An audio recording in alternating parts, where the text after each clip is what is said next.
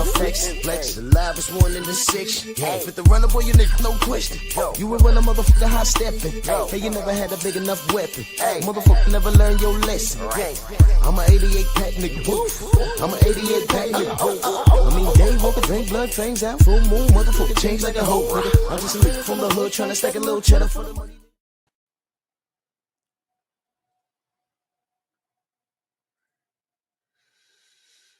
Yep. Let's get this going.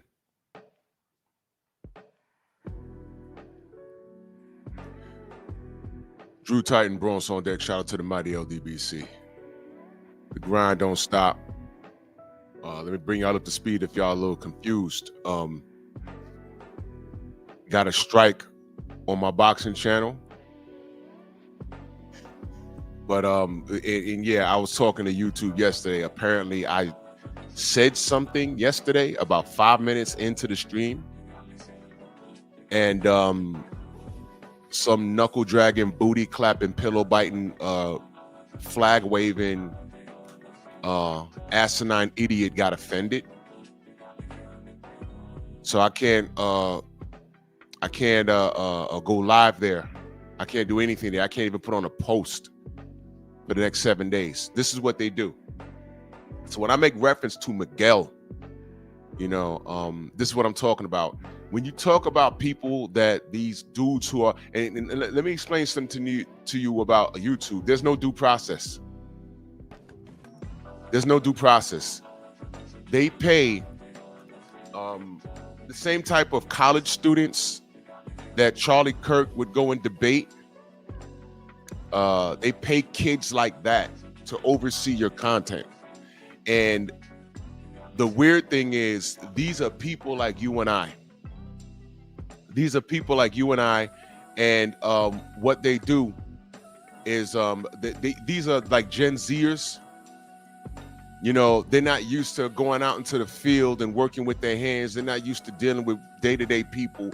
What they are, they're in your local Starbucks or cafes, and they put their laptops up, and hard work for them is sitting on their behind and having to switch from left cheek to right cheek, other than when they're laying up with their boyfriend. What they do is they are paid to oversee our content, and they have no real life experience. They don't know when we're speaking, it comes from the heart, and it comes from a place of knowledge. It comes from a place of what we call real life experience.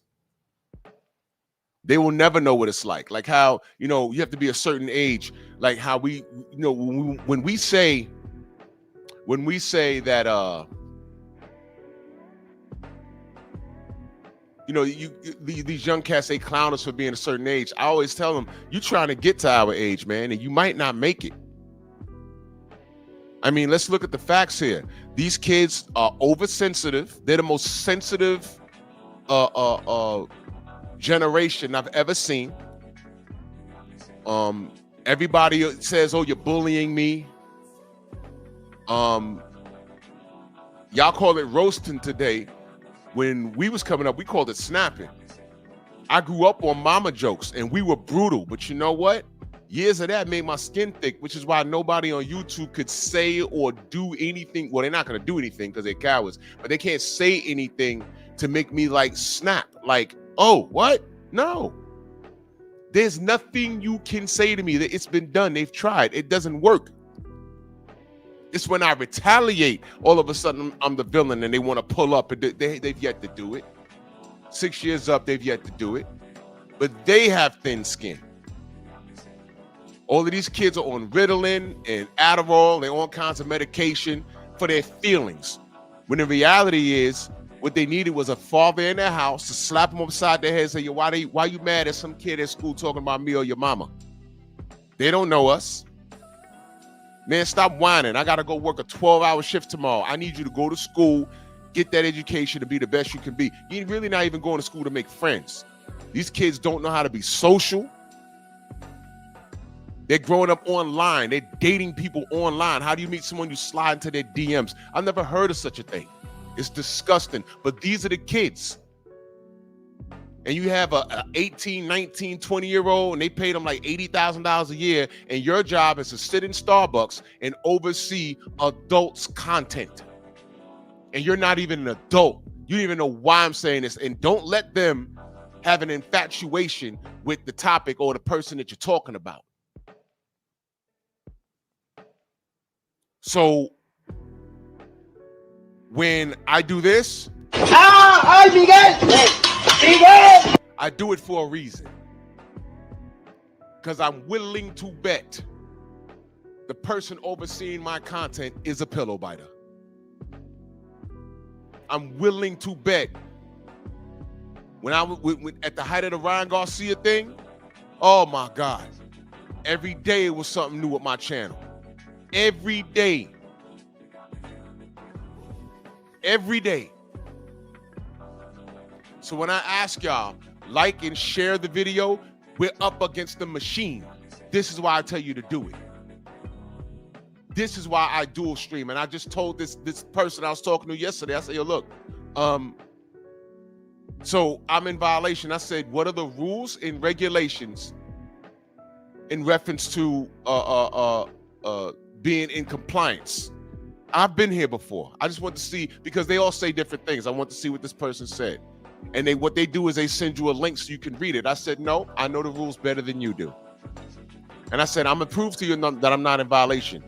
I said, the people that zap us, are they following a script before they do so? The person said yes. I said, well, I don't think that's consistent. They're very inconsistent. He disagreed. I said, well, I dual stream every morning. The same live stream that's on my boxing channel is the same one on my other channel.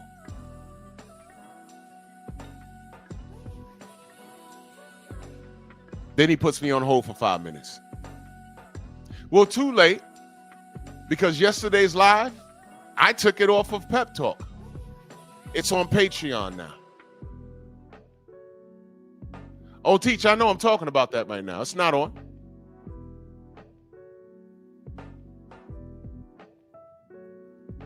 So the pillow biting, Xanax, Ritalin, knuckle dragging, boy toy crushes.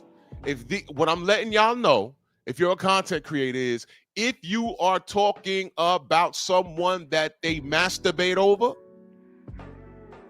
you might have a problem. But guess what? That doesn't stop the truth. That doesn't stop the truth. And in 7 days, I'll be able to go back to my boxing channel and I'm going to reiterate what I'm saying this morning. Hell, I might make this into a short. I'm going to reiterate it.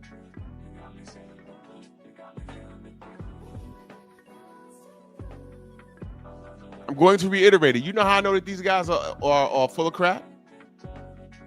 Who was in the chat when I was going off on Ryan Garcia? I was just dragging him. I was dragging him. Wait a minute. Hold on. And in the middle of my stream, they stopped it. Now I said, oh, wow, I must have got a strike. I must have got a strike. Guess what? That didn't happen. So I'm talking with YouTube, and they're telling me they don't know what happened. I said, well, you need to put me on the line with someone that did it, because it didn't just do it on its own. It didn't do it on its own. We don't know what happened. Well, I said, well, goddamn, the stream is ended. I didn't do it. I didn't do it. Yeah, what stream? Yeah, right. I said, I back up on my work. And see, this is another thing. If you decide to get into streaming, use a third party. Don't use YouTube. This is why you use a third party. That's why. Because I backed up the live. I backed up the live. So I said, you just interrupted my stream and you didn't do anything. And you don't know what happened. And then when I tell y'all dumbasses that there's people in charge of us, you've hired people to oversee our content, and because we'll have a topic that they don't like, They could just do this.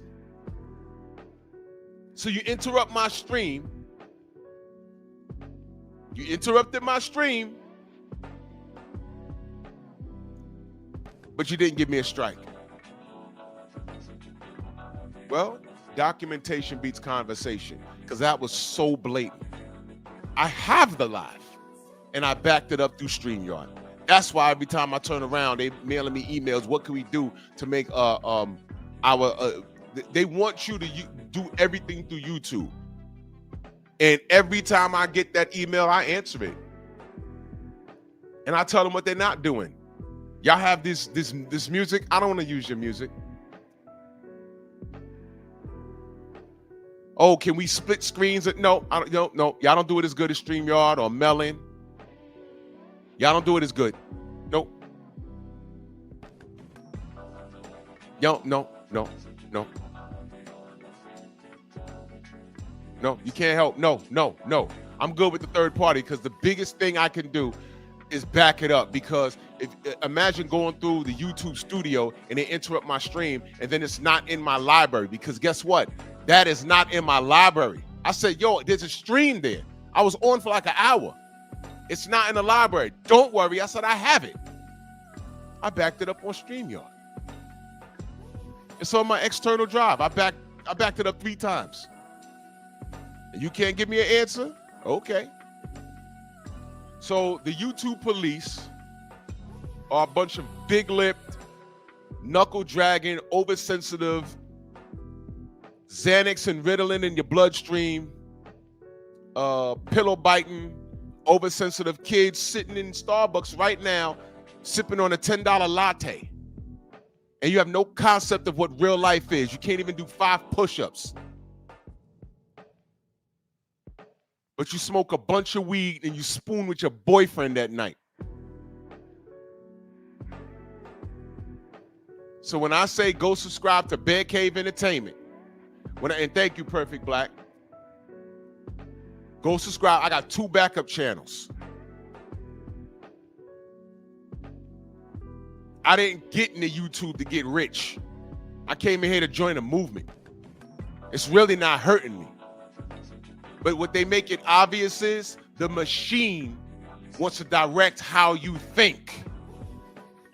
These kids run around talking about they're anti-government, they're anti-this, anti-that. They march, I want to be gay in the schools and all this other stuff. And I don't care if the kids are being taught that they should be able to, jack off in 1st grade. They are pro that. And then when you get a fool like Donald Trump in the White House, because what they found, he got in the White House, what they found is there's not enough of them. You're not in abundance. I'll say it again. You're not in abundance. See, you thought you waving your flag and this bouncing around and wearing pink on the lawn of the White House. You thought that you was the majority. And this guy gets in the office and with the stroke of a pen, no, there's only 2 bathrooms. No, there's 2 genders. What have y'all been doing, man? If anything, I'm a man. And now y'all shucking and jiving and running and hiding, and y'all mad.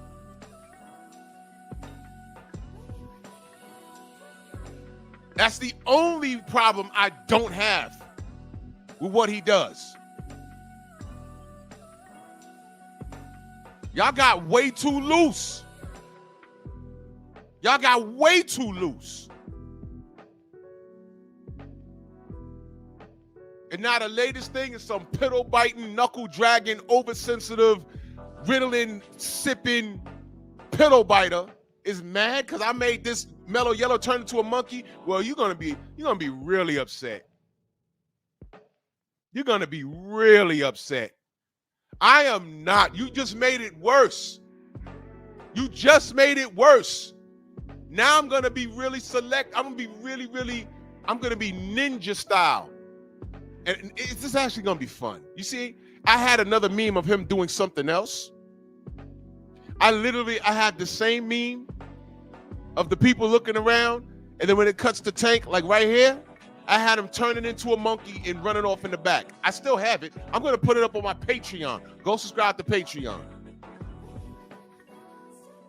But I said, you know what? This is what I'm gonna do. I'm gonna make him wave a goddamn monkey doll, and I hit it perfect. I am not removing my size 13 Tim boot off his neck. I am going to drag this kid, and it's gonna be worse if Jake Paul destroys him.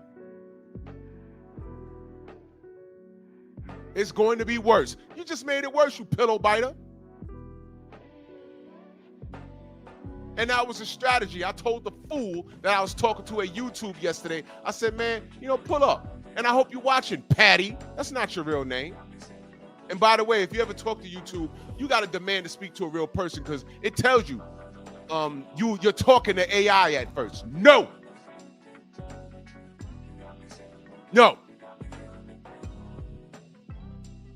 When you get in there, tell them you're part of the Rainbow Coalition. And watch how they flock to you. I feel frustrated. I'm a part of the LGBTQ LMNOP community. And I feel like I'm being targeted. They might send you a link so you can video chat. Last time I had a conversation with someone from YouTube, they had me on a Zoom meeting. And they were looking to see what they can do to improve YouTube. I was talking to some Asian lady. I said, the sun's up where you at. Where are you? Oh, I'm in California. She's in her loft, sitting on her giant ass couch with her feet crossed. I'm here in cold ass New York. It's 5 p.m. There's 2 feet of snow on the ground. Had a hard day's work. I got to do 2 streams. I'm out here working, and I got to worry about a person like that overseeing my fucking content.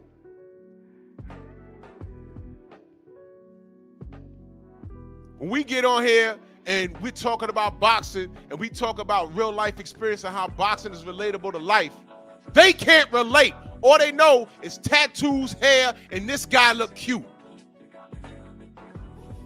That's all they know. Well, I'm not slowing down. I'm not slowing down. So with that being said, now y'all know what's going on. Let's dig into this. Okay. The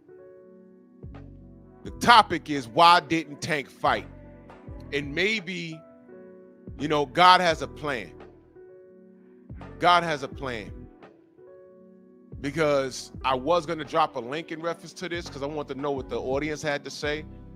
But God damn it, Tank fans are they're out of their mind. They're out of their mind. This nigga Mag 7 stood on my platform yesterday and said, I'm a casual. But he got everything to argue about.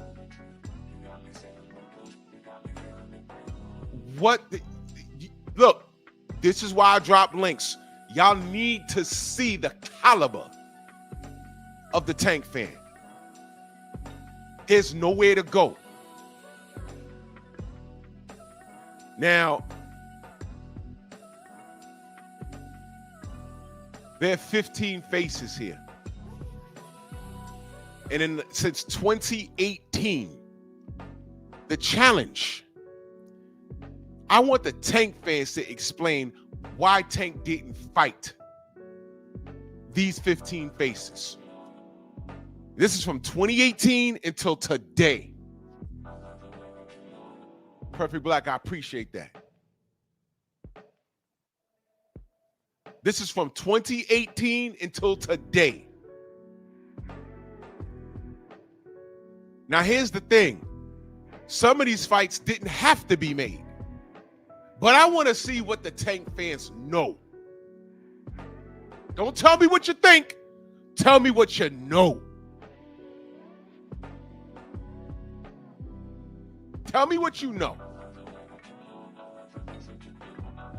Because what I can tell you is he's been the A side in all directions since at least definitely 2019 before the pandemic. Definitely. Definitely. I need y'all to explain to me, and I'm talking to the Tank fans, all of those faces there. Why didn't he fight those guys? You see Lamont Roach on the bottom? Up until he fought him, he shouldn't even be there. That was supposed to be a walk in the park, right? The reason why he's there now is because we was like, all right, well, you know, maybe he had a bad night. Run that back. And he's giving you Jake Paul. So that's why Lamont Roach is there. But everybody else, I want a Tank fan to please pull up. I want the Tank fans to please pull up. Coach Hudson, salute. Please pull up and tell me. There's 15 faces here. I want to check your knowledge. This ain't about me. I'm proving a point this morning.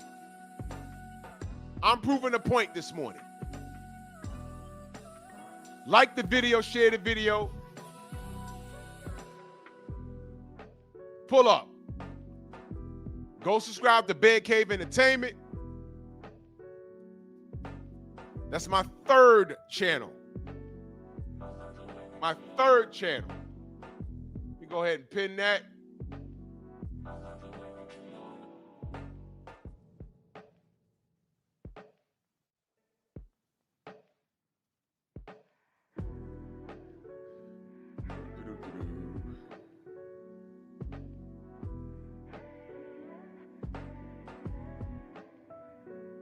In the meantime, I need to know WTF. And I'm not going to give any information. I want to check the the brain power of the Tank fan. I'm going to show you something. Freedom's March, salute, brother.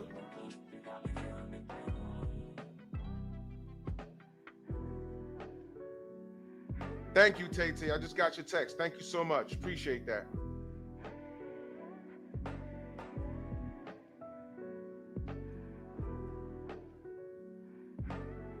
Because they're not bright.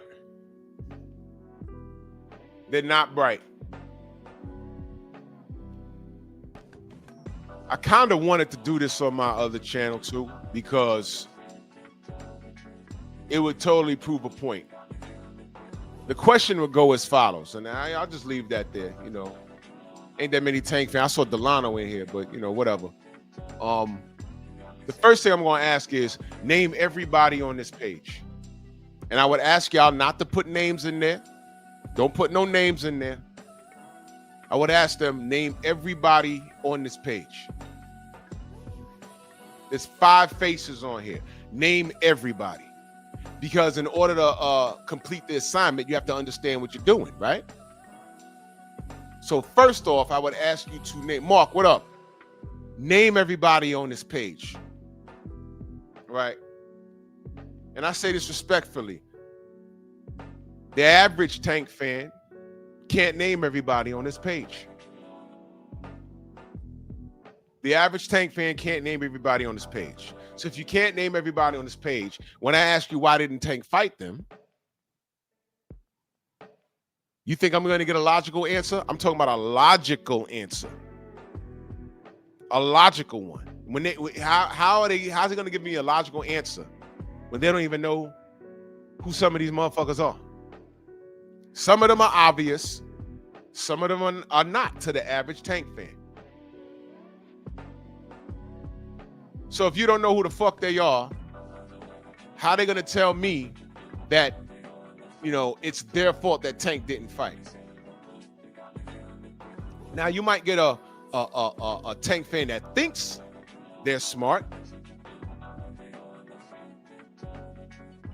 You know, they think they're smart. They'll come up here and say, oh, well, you know, back there in 2019 or 2018, Tank was doing this and this guy was over here. And bullshit. Gerard Harlem in the building, salute. Because here's my bottom line. At any point, 2018, 2019, till today, Tank Davis, the A side, could have fought anybody on this meme. Prove me wrong. Watch this. Name one person on this page that Tank pressed that said no. You want to leave your camera on, brother? I see you backstage. You want to leave your camera on, or you want to turn it off? You want to leave it on, or just give me a thumbs up if you want to leave it on. Give me a thumbs up. Okay. Salute, brother. Good morning. Good morning. How you doing, good brother? I'm good, fam. Yes, sir. Yes, sir. I didn't even know I was coming on and shit. I thought I was trying to watch the show and shit, but it's all Oh, good. nah. I'm broadcasting from my other two backup channels. I got you, YouTube said I was a bad boy on my boxing channel, so you know I'll be in YouTube jail for the next 7 days, but I'll be back over there. Oh, But, shit. Yeah, Okay. salute, man, salute, brother. What you talking about, though? I don't even know what's We're talking. talking about Tank Davis, and I'm asking the question as to why I have 15 faces up here. I wanted to know why he didn't fight these guys.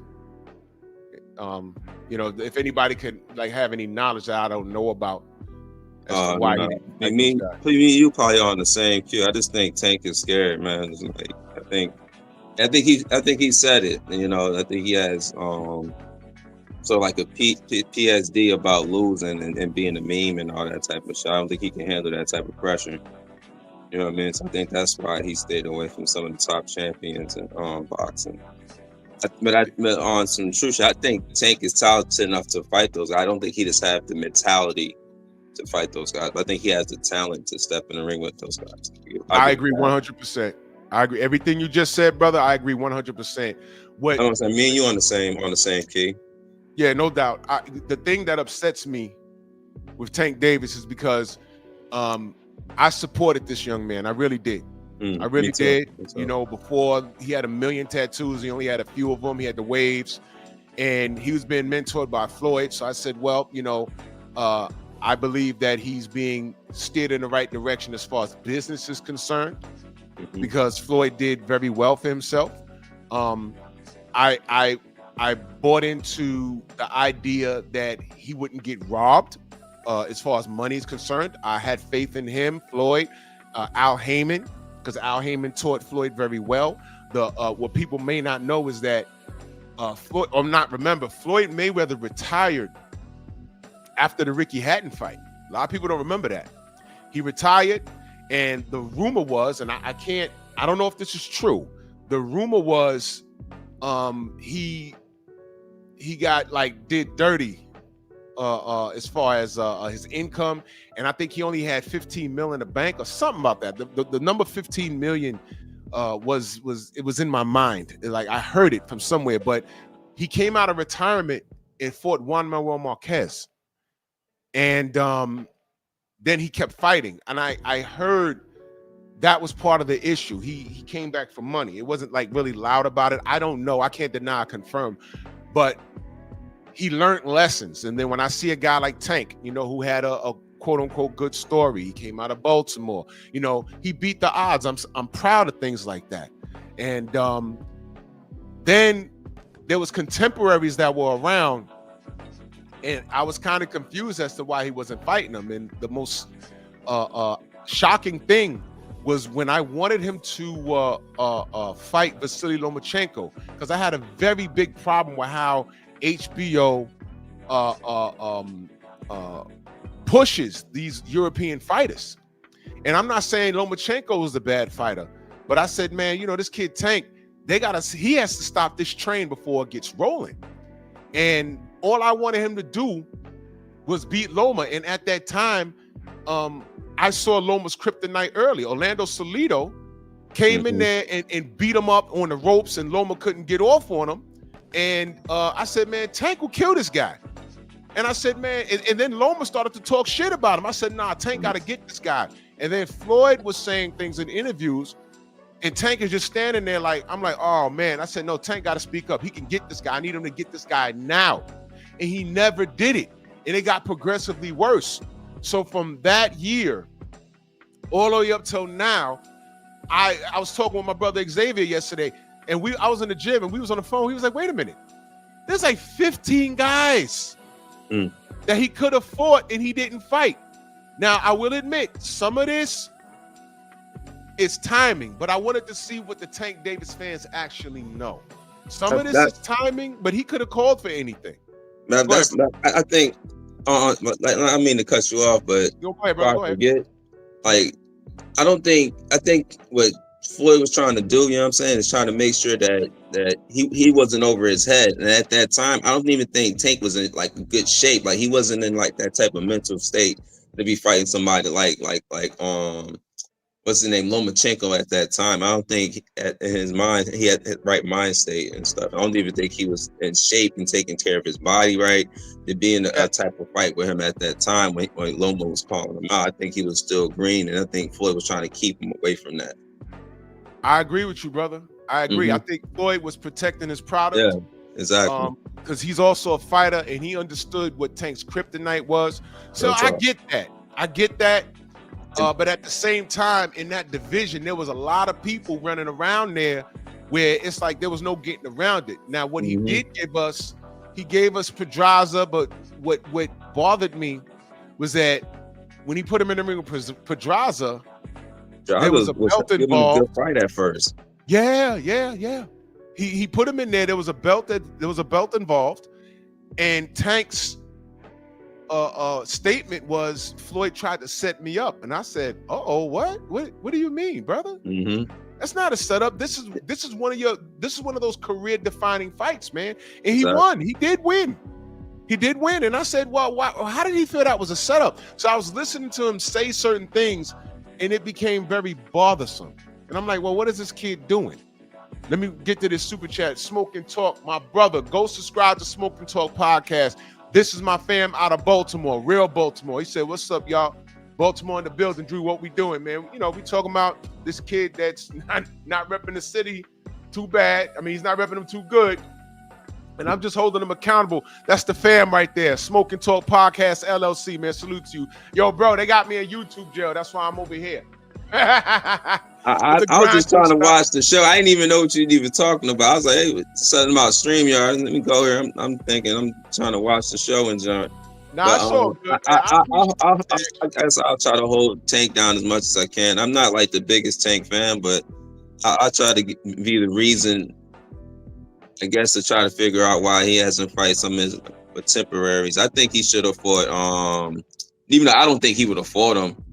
What's homie's name? He got him right there to the left, always the left corner. Up top or down low? Down low. The Z, yeah. Kambosos? Yeah, Kambosos, that's what it is. George Kambosos. I think he should have fought him. Yeah, I agree. I think he could have easily beat him. Yeah, Tank would have beat him. I think so. I think he should have fought somebody like that, especially by now. But I think he should have fought him. I think he could have fought what's my man name? Regis Progress. I think he could beat Regis as well. I think he could have beat him. That would have been a good fight. Yeah, I think that would have been a good fight. Both southpaws, both got dynamite left hooks and all that type of stuff, and especially Tank with that left uppercut. But yeah. I think he could have fought him. Now the ones I think he would have, I don't think he probably should have fought. I don't think he should have fought. What's my man name? It's my man. He in the meme? He in the meme right there? Yeah, he in the meme. Right. I don't know. I can't think of his name right now. The one that he'll never want to fight. That y'all talk about him all the time. He part of he part of LBDC. I don't know. I can't think of his name right now. Devin. There you go. He think he'll afford Devin. I don't think he should afford Devin. I don't think that's a good style matchup. If you watched him in that you watched them into that little spar they had. That's when I seen. I was like, that's why he don't want to step with him. It's just not a good style matchup for him. I think anybody that's sharp with that jab, like Devin, like a Devin Haney, I think that's not a good style matchup for him. So I can see why he doesn't want to get in the ring with him, because that anybody with that type of jab that can box, I think that'll give Tank Davis a lot of problems. So I think that's why Tank stays away from him, or anybody that can outbox. That's why I don't think he fights Shakur neither. Even though I would think that'd be the a fight that'll make a lot of sense for them, both southpaws, but he don't seem like he doesn't want to fight nobody that can box well. And I think that's why he stayed away from my man Lomachenko as well. Yeah, I'm starting to think so. I'm gonna agree with everything you said. I'm gonna give you the difference. Okay. Now, imagine a fighter saying, "Man, you know, Devin's gonna be a problem. The height, the reach, the possible weight. Exactly. Oh man, that guy Lomachenko moved too much, man. The speed, the angles, man. Oh, Regis, it's sort of like a mirror match. He a southpaw like me, and he got short arms. But what if he catch me first? The difference is, fighters that I grew up watching would say, man, this fight ought to be fun. Where do I sign? Exactly. Tank just says, I don't want to do it because the potential of me being a meme, I can't deal with that mentally. This is boxing. Hasim Rahman. A lot of people will remember how Lennox Lewis got his revenge and slept him. That was a bad knockout. But you know what people don't remember?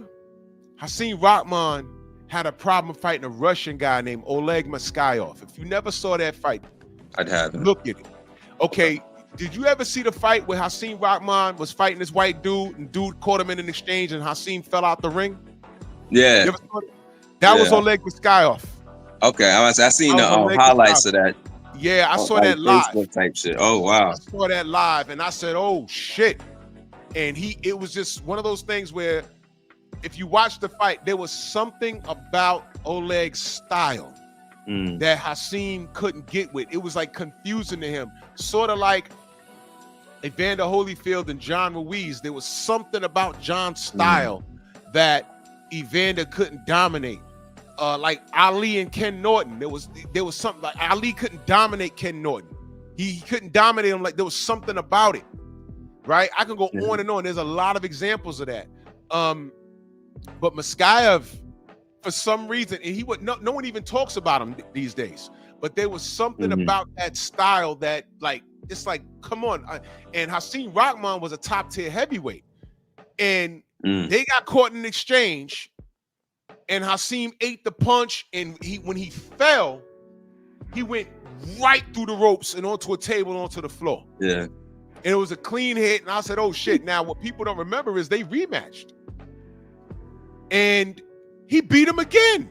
There was something about him, and he almost fell out the ring again.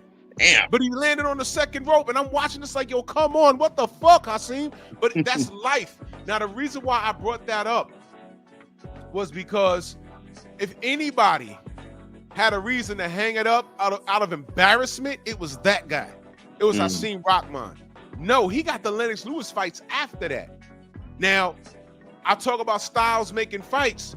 He couldn't beat Maskayev. He split with Lennox Lewis. But guess what? He had David Tua's number.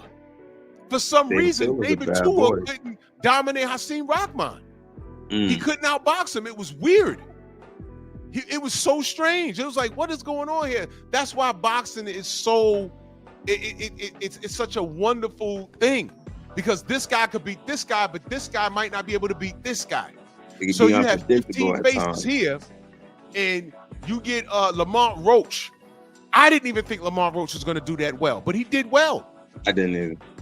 I didn't. I thought he was going to go to sleep by like 5 or 6, and then by the time we got to those rounds, I started to notice. I said, "Yo," well, during the stare down, I said, "Lamont look like he like 150 pounds right now," and then it dawned on me.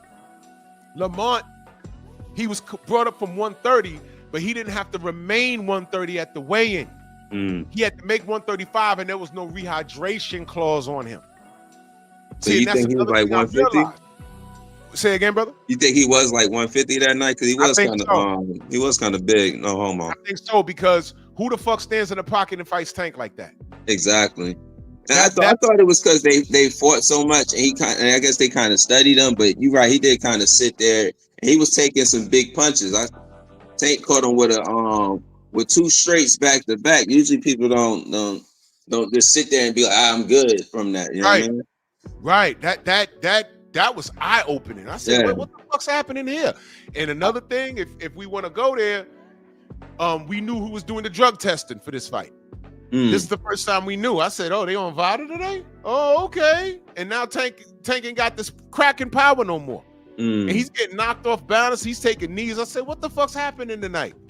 I said, "Oh shit." I'm confused, but then I wasn't confused. And now he don't want to run it back.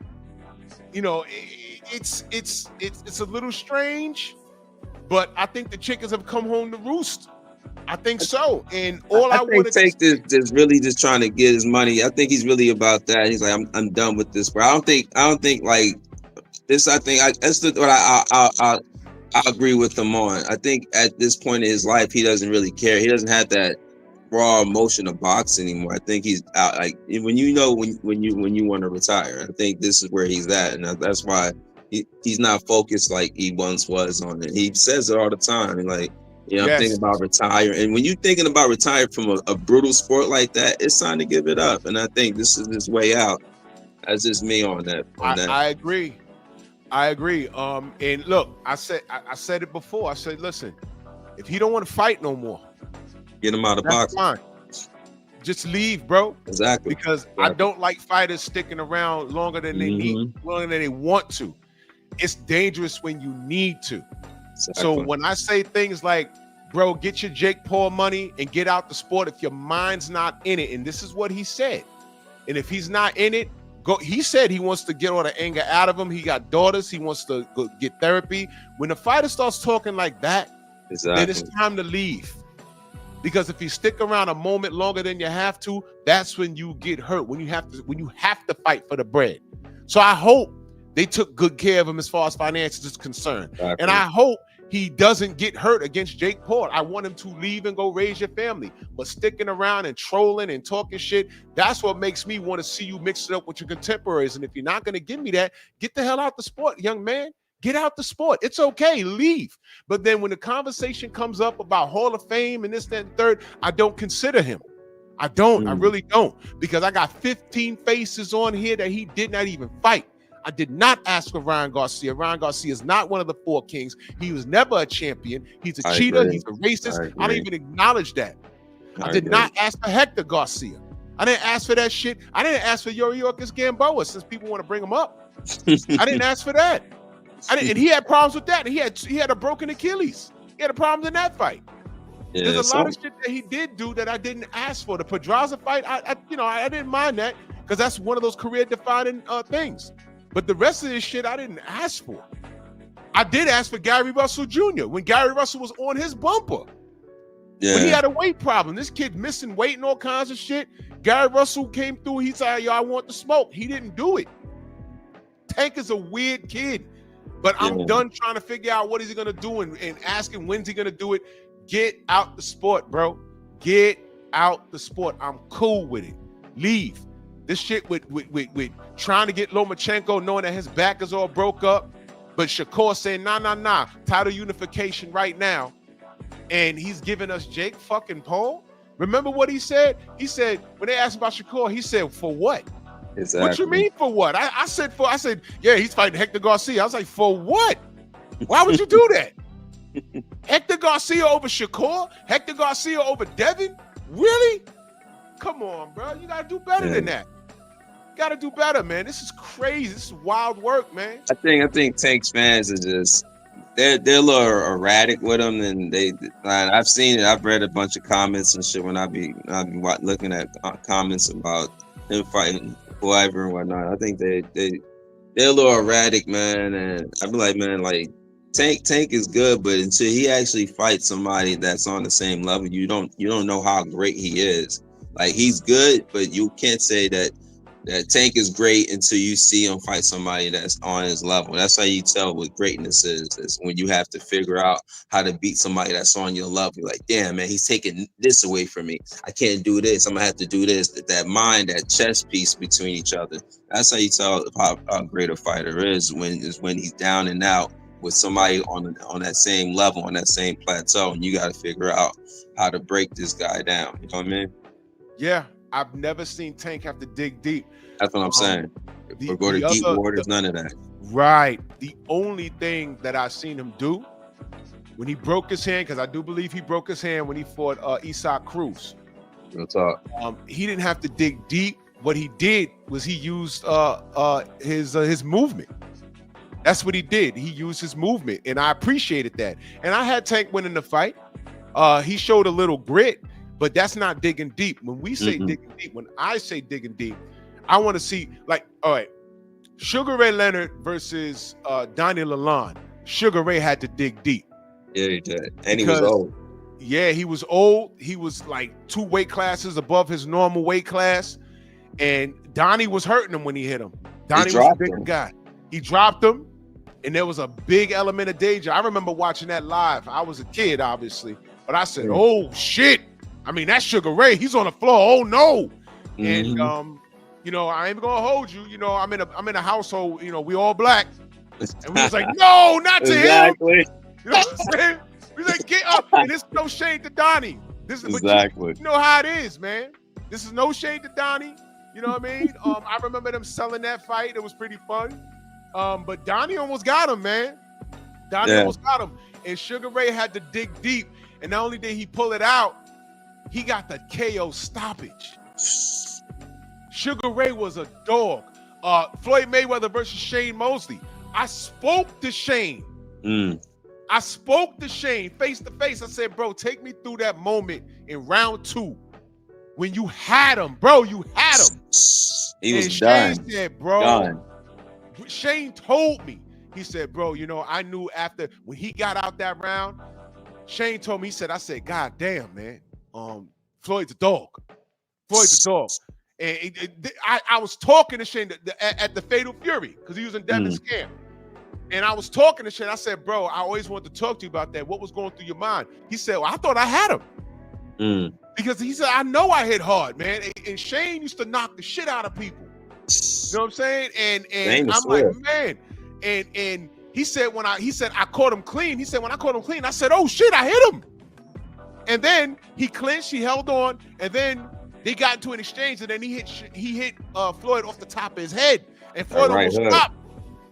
And I was like, oh shit. And I said, Shane, what was you thinking? He said, I got him. He said he was on wobbly legs and all that. And then he just recouped, and he said he kept looking me in my face, and his face changed, like he wasn't like shocked or running. He said, motherfucker. He gave him the motherfucker look. And he said when he got out that round and he walked back to his corner, he said, yo, this dude's a dog. And I remember watching that because I was bouncing at this bar that night, and we was watching it, and I said, Shane ain't get him out. I said, Shane lost, bro. I told him that. I said, bro, you ain't get it done. I said, I remember being at a bar and saying, man, Shane's in for it now because he was supposed to get rid of him. And Shane just told me I just couldn't get him. After that, a switch turned on, and then Floyd just started fighting this guy. And he earned his respect, man. Man, Floyd's a dog, and I never, ever got to see that in Tank. And here's the thing. Is it there? I don't know it's there. We never saw it, and he never gave us an opportunity to explore that. And there's 15 faces here that may have brought that out of him. And I just don't know. I'm going to go to my brother Xavier. Mook Sports, real quick. You got a channel? Yeah, I'm up and coming, man. I mostly be on like X when I'm like on live and stuff. I'm still trying to grow my my YouTube channel, man. But I need to start doing it so I can. I'm from Jersey, big dog, but I'm Jersey. I'm out here in Atlanta. Yeah, I'm from Tri-State. I'm from Brick City, baby. Yes, sir. We cousins, damn near. Oh, you know it. Yeah, we cousins. Yo, do me a favor. Drop your link in the chat, and I want everybody to go support this brother. I appreciate that. I don't even know how to do that. We say something in the chat, in the comment section. Okay. And people will be able to click on your name and go to your channel. Say something in the chat. I'm gonna wrench you up. You know I appreciate that. But I'm known on the whole LBDC, big dog. I rock with 78. I got a wrench on his channel. I got a wrench on BF too. Oh, okay. All right. I never like, I never seen you before. Yeah, I never like be like heavy in the cat chats, but I done supported the team, everything, big dog. Like, All right, you know no what I mean? doubt. But I never like been like in like y'all boxes or anything. It's like as far as like, No, it's all good. It's all good. And I'm just letting the audience know we could have came up here and disagreed oh respectfully. yeah, we could have done But- it. I could talk sports all day. This is something Yeah, I no do doubt. too. You know what I mean? But I don't be in like as far as like I don't never be like in y'all streams like that. But No, no doubt. But, appreciate it though. Support, man. Of course, Xavier. of course. My brother Xavier, salute, brother. Salute, brother. Good morning, chat. Good morning, everybody.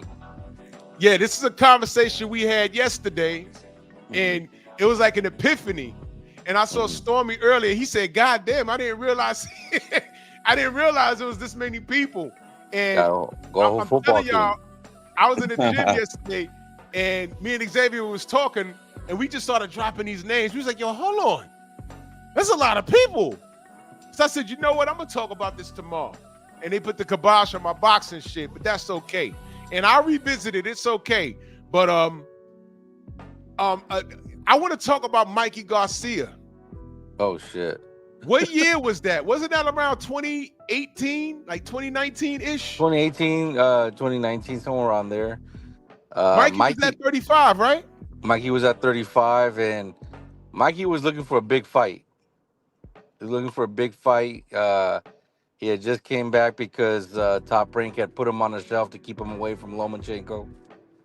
So he came back. He was looking for a big fight, and I remember he said he wanted to fight Tank, and then Tank said that, he didn't want to entertain a fight with Mikey because Mikey was bigger. Because he was bigger. That's what he said? Yeah, I think I sent you the video. Hey, Mook, that link don't work for some reason. Oh shit! I got to figure out. Let me go to on YouTube and just get it from there. Just If copy you put and it up on paste it, YouTube bro. I and, bet. and click share link, it'll work that way. Like if you pull it up on YouTube, if you have another device, if you pull it up on YouTube and go in the chat and type in the chat so I can see you, and the people in the comment section be able to click on your name and go directly to your channel. All right, so I'm only on my phone and shit. So All right. Well, you do it when you get a minute. It's all good. I bet. Yeah. So I can come back or something. You know what I mean? Yeah. Definitely. All right, let me come. Yeah. I'll be back or something. Yeah. So Xavier, he said that Mikey was too big. Yeah. Mikey was too big. Yo, he said Mikey was too big. Yeah, he said Mikey was too big and that he wasn't really interested in a fight with him. And it's crazy because Mikey beat up all his friends. Oh shit, He that's beat true. up Robert Easter, Yeah, Adrian Broner. he did. You know what I mean? He So it made all the But sense Mikey checks all the boxes, man. Mikey was 135. He's Mexican, right? Well, He's out of the bro. Garcia camp, which is well spoken for. So why? Okay, Mikey was too big. What the fuck was Mario Barrios? Okay, so hold on 1 second though. Was he too big? Because Mikey started off his boxing career, I believe, at 118. It was 118. Yeah, 118. I remember so- laughing because his head didn't match his body. He like a Yeah. wobblehead. He Or like a his blockhead nose. from fucking Gumby, man. It was crazy. Yeah, it looked like Gonzo, bro. Big ass nose too, bro. Yeah, but Yeah. Mikey could fight, and Yeah. I'm like, what's going on here? What's happening yeah, here? So yeah, Mikey's, dude. I mean, go ahead. I don't get it. Now the 86 in that super chat, he says, salute Drew and salute to the mighty LDBC. Hashtag we outside. Hashtag LDBC for life, man. Salute to you, good brother. Thank you so much. I think that would have been a good fight, man. Yeah, I mean, look, listen. Tank by all means is not a bad fighter. You know what I mean? It's just I don't know what to measure him at because honestly, there's 15, 16, or however many fighters that he just did not fight, and it's like these guys were right there for him. We don't know that he would have beat them all, or that he would have I don't know. Like you were bringing up Floyd Mayweather just a little while ago. Honestly, I have in the boxing ring, Floyd was a dog. I mean, he was a dog, bro. Like people didn't realize how much of a dog he was. There was a fight. He's fighting Demarcus Chop Chop Corley, Oh, you remember and that? Chop Chop Hmm. almost knocked his head off too. Yeah. And then like a round or two, like that same round, he almost either that round or the next round, he almost knocks Chop Chop out, and he starts yelling at him, "Quit crying, quit Mhm. crying, He said, Stop "Quit being a crying and bitch." fight." Fight. yeah, quit crying and crying fight, and stop fight. being a Yep. bitch." You know what I mean? Floyd's like that. Floyd's Bro, like let me that. tell you, I look, and Drew, me and you have gone in this love-hate relationship with Floyd, right?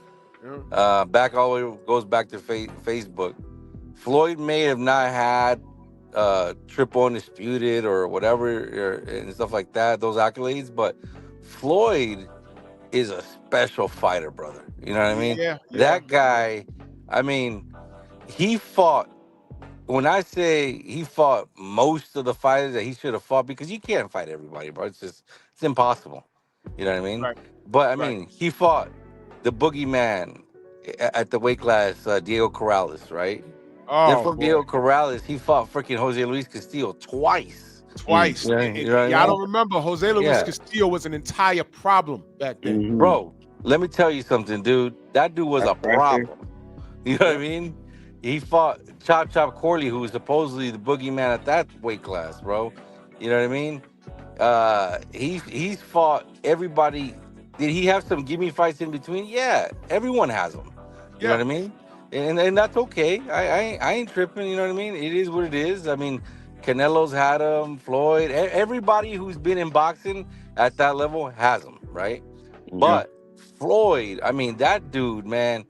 Uh, he couldn't get the fight with Manny, so he goes after Marquez. And regardless if there was some type of speculation on the weight or whatever you want, he went after the guy that Manny didn't want to kind of rematch at that time, right? And he beat Yeah. him. You know what I Yeah. mean? Yeah. Floyd. With Floyd, like with most people, you could nitpick Yeah, with of course, Floyd, but brother. understand it's a nitpick. Like for example, I think an intriguing matchup would have been him versus Paul Williams, but at the time, Paul was still moving up in rankings. I think And Paul would have been then- all bad for him, brother. Yeah, and then he look. ran into Sergio Martinez, and then people stopped Yeah. talking about that. Mhm. You know know, what I mean? here's the thing. I'll tell you what, and I don't know if you guys agree with me or not, but I watch boxing from a standpoint where I'm not emotional. I watch it for what it is. I think I used Amir to be Khan. emotional. Yeah. And you know what? I was at one time too. We've all been down that road. Exactly. But Amir Khan would have been all bad for Floyd. Stylistically, yes, he'd have been a All problem. bad for him because it's not like Floyd had that Danny Garcia power that would kind of got him out of there, right? Or the big punches, right? He would have been a problem for him. Paul Williams, terrible fight for Floyd, bro. He throws Terrible too many fight. punches. He's Yeah, 6'2", throws too yeah, many punches. I don't know how he would have did it, but Yeah. Floyd's a wizard. I don't know. Yeah. I don't know how he would have did it though. To be honest, I don't know. That's a tough fight for Floyd. Vernon Forrest would have been a tough fight.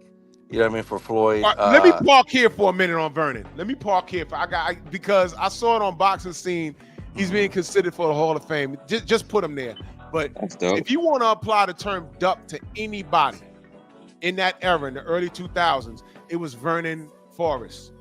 Vernon Forrest was a decorated amateur. He beat Shane Mosley 2 times in the amateurs.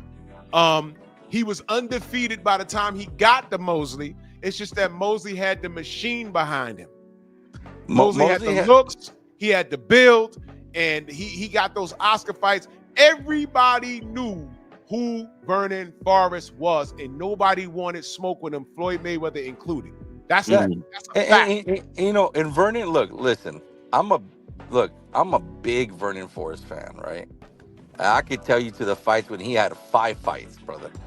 But the reason why, and I don't mean to be disrespectful to Vernon, rest in peace, God rest his soul. It's hard for him to go into a Hall of Fame is because his biggest wins were only Shane Mosley. I gotcha.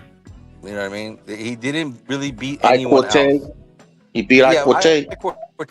Ike Cortez was a shell of himself when he got to him. Bro. Yeah, he was washed. Nah, he was the a Ike shell of Cortez was himself. still good. He only lost once. I don't think so, brother. And that was to De La Hoya. No, Ike Cortez had He already only lost twice. once to He De La lost to Hoya. Fernando Vargas. No, he lost to Fernando Vargas, sir. Well, that's two. And, Well, that's and this two. was Those are two Hall of Famers. and this was and this was like I want to say 3 or 4 years after he fought Fernando. I think he was coming back from retirement when he fought Vernon. But okay, if you want that one, I'll give it to you, right? But it takes more than 1 or 2 fights or 3 fights to become a Hall of Famer. I mean, a Hall of Famer is we have to get out of our emotions and get into what facts are. Just because we like a guy doesn't mean he belongs there. You get what I'm saying? That's true. That's correct. That's just 100%. You know what I mean? I love Vernon, bro. I really do. I've seen him fight in person plenty of times. You know what I mean? I remember meeting him at one of the Fernando Vargas fights because Vernon used to spar with Fernando all the time up here in Big Bear. Wow. Vernon was that guy, bro. Let me tell you something. He was the nicest. This dude had a center for people with Down syndrome, right? Oh yeah, I heard about that. Yeah, he had heard a about that. center for Down syndrome, bro, and he would fight to be able to keep that place afloat because there was not like a big foundation or people that would donate to it. And people think, oh, you know, Vernon's making a lot of money, he should be able to keep it afloat. Well, that wasn't the point, right? It was to be able to get people to help out. But Vernon Right. was the nicest, meanest guy I've ever met. I remember, dude, this dude. When I say he was mean, I mean, dude, this dude, I remember one time he was sparring with Fernando and his eyes were just like freaking locked in, brother. Like this dude he was just a mean dude, bro. You know what I mean? Yeah. Dude, let me just tell you, I could tell you a lot about Vernon, bro. Vernon, he didn't have the accolades because even beating Shane Mosley, it was like he didn't get the accolades. Like he beat Shane Mosley twice, right? And then he fights Ricardo Mayorga at like That was insane, bro. yeah, That was and he fights. insane. You go from fighting Shane Mosley at like 20,000 plus, right? Uh-huh. And his next fight's Ricardo Mayorga or something like that. He created, literally in created like Ricardo Mayorga. in a ballroom in like between San Diego and LA, okay? In Man, a that ballroom was- of like 1,200 people, brother. And And- let me say this. Go ahead. That was supposed to be a showcase because HBO was about to get behind him. He was They was about to get behind him. Yeah, and they were Oh. about to force some fights because Oscar was still floating around there. They were gonna force some fights, but he was gonna showcase. And I remember the locker room before the ring walk, they were already celebrating. And I didn't Bro. know who the hell Ricardo Mayorga was. Bro, And I let me said, tell you man, something. okay, it's a showcase fight. This guy's gonna be a punching bag. This is made for him to look good. After this, they're gonna try and get him in the ring with De La Hoya. And he looked good at first, and then Ricardo hit him. And I said, what the fuck is going on here? And then Bro. when he hit him and they zoomed the camera in on his face and he was glassy, I said, oh shit, he's not getting up. Bro, Oh my God. I said, yo, what happened? Let me tell you a Confused, story but about that, Drew. It wasn't an accident. No. It wasn't an accident because he rematched him immediately, and it was just something. I was just saying a little while ago. There's something about Mayorga that he couldn't conquer. It was just something there. It was Look, the Drew, strangest thing. Let me tell you a story, Drew. Styles makes I went to that fight with James Toney. I told you James Toney is a good friend of mine. I went to that fight with James Toney, and I was excited to see Vernon and this and that. And we get to the fight, and you know, I'm like, Champs, who you got? He's like, I don't know, bro. Like, what do you mean, dude? This dude Mayorga or whatever his name is, he ain't got nothing for Vernon. He's like, bro, I don't know, bro. Like, I mean, I seen him the other day. And you remember that movie with Van Damme where the guy goes in the back and he's kicking the Yeah, kickboxing. Okay, so I went with James because, dude, the locker rooms they give these guys were crazy, right? And I could hear this guy whacking the freaking mitts, bro. Whacking the fucking mitts, just bah, bah, bah. And I was walking through this alley, and you could see like this canopy, and this dude had the same look of that kickboxer guy. Tongue pole. Tongue pole looking ass. Yeah, look, if you look at Mayorga's face, he looked like him, bro. And I was like, and James is like, dude, this motherfucker could punch, man. I don't know if Vernon can get out of this one. I go, dude, this motherfucker, look, when you walked out of the little ballroom where the fight was at, and you walked down the aisle, right? You could hear the freaking, like, I'm not even exaggerating. It was just bah, bah. And then we walked over to Vernon, and they're over there with Big Punisher or whatever his name is. Not Big Punisher. Not Big Pun. The guy that sings that song, "We Ain't Never Scared." Yeah. They were over there partying. Bone Crusher. Like, Bone Crusher. There you go. Yeah. Bone Crusher, Big Boy from the radio out here. Dude, this dude had a whole full-on party. I told you, man. I was like, man. And when he was hitting the mitts, it was just like he wasn't putting too much into it. And we walked out of there, and James was like, Vernon ain't gonna make it 3 rounds, bro. Oh, shit. I'm like, you may not be lying, dude. Because when Ricardo was hitting those fucking mitts, he was trying to break that man's freaking hand, bro. It was like, you know what I mean? And I think he got paid like $100,000 or something like that, or whatever, like some shit money for him, right? Shit money for whatever was going on. But I remember for him, it was like winning the lottery, bro. And and the guy, something is wrong with Ricardo Mayorga, right?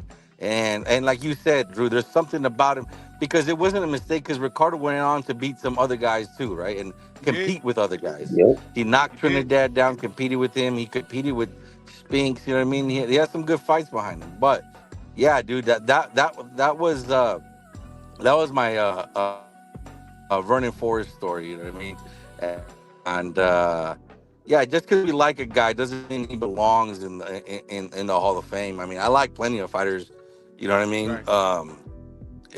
And they don't belong in the Hall of Fame, but I like Spence, and he's not quite there yet. If he comes back and continues his career, he can. Tank, he's not anywhere near that right now. You know what I mean? He's got 15 guys he didn't fight. Yeah. You know, and I'm not being disrespectful. Let's get to that. Stop me when I'm lying. Let's get to that, because the Delano's here to hold Tank down, of course. I see Mr. Shelton in the building. I just got one thing to say, and I'm go ahead, brother. Go ahead. It's not boxing related. I heard the brother say something about Bone Crusher. Yep. Fun fact: Bone Crusher stole that song from 2 black dudes, from 2 brothers from West Jackson, Mississippi, called Reese and Bigelow. No way. Look it up. He stole that song, and he got sued for like $20 million. They won? I think that was they his won. first and last song, right? What? He was originally on the song as the chorus. Now the chorus, that was him. Right. What Bone Crusher did was, after he did the song, it was popping down here. You know what I'm saying? He took Reese and Bigelow off their own song and added T.I. and somebody else. Wasn't it Bubba Sparks? That's what he did. And David Banner and Reese and David Banner, who's from here, him and Bone Crusher were real close friends. They actually got into a physical altercation over there. Oh, shit. Jesus Christ. Brother, where are you from, brother?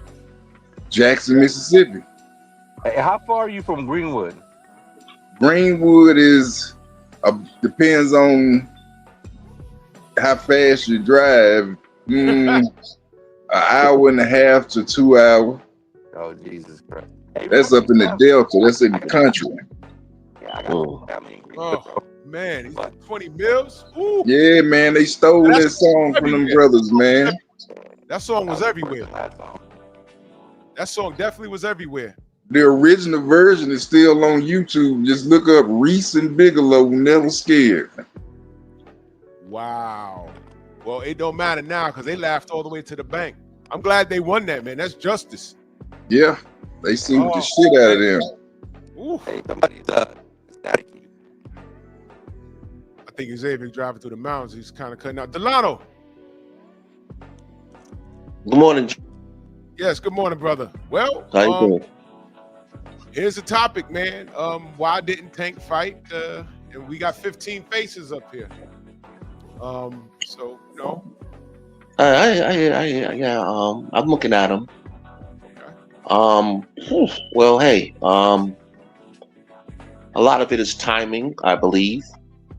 I know Mikey Garcia was at that time.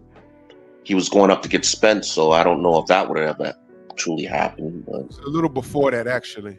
This is yeah. 2018, 2019. That was before Spence. Well, Mike was at well, 135. 135. Yeah, Broner was there too. Yeah, but we're talking about Tank. We're talking about Okay, Tank. well, I know. Well, I'm just saying, Drew, that Lomachenko. He actually called out Lomachenko. That didn't happen. Okay. The question is, why didn't Tank fight these guys? Because Tank's been the A side since at least 2018, and he called his own shots. Him and Floyd. 2018, right? Okay. Yeah. Well, he By the was way, winning. Mikey did fight in Broner, though. They did fight. They did fight, yes, but they were in another. He was in another weight class. Remember, Tank was a featherweight. Right, but no. All of these guys came through 135 while Tank was there.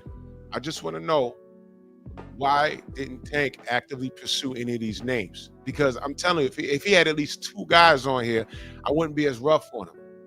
So I'm just trying to figure out, why didn't he call out any of these guys when they were at their peak? Well, like I said, timing. And like I said, he called out Loma. So When? I don't believe he should be on that list. Recently, before he fought, that's why he fought what's his name? Roach, because he couldn't get Loma. No, well, my response to that is Loma had a back injury, the whole industry knew, and he retired. Why didn't he fight Loma when Loma was actively pursuing him? And that was like in 2019, 2018. When he said he's the king of Twitter. When he said, I think Tank is the king of Twitter, which he turned out to be right. Why didn't he fight him then, is what I'm asking. Didn't Floyd say that he wasn't ready for Loma? That's what Floyd said. That's what Floyd said. Yeah. Said he wasn't ready. Right. So, I mean, he wasn't ready, and Floyd was his manager then. So, Can I step in real quick? He went after and got. He went after and was collecting championships, so he went and fought Posada. He went and fought a guy named Jesse something. He got another belt there. Jesse who? And Jesse what's this guy? Got his name. Jesse. He got a belt from there, WBA belt. He was a featherweight. And then he went on to fight Gamboa. At 35. Yeah, he went and fought Gamboa. Yeah, he went and fought Gamboa. Then he went. He said he was being set up in a Pedraza fight. Yeah, that's annoying to me that he had the nerve to even say that.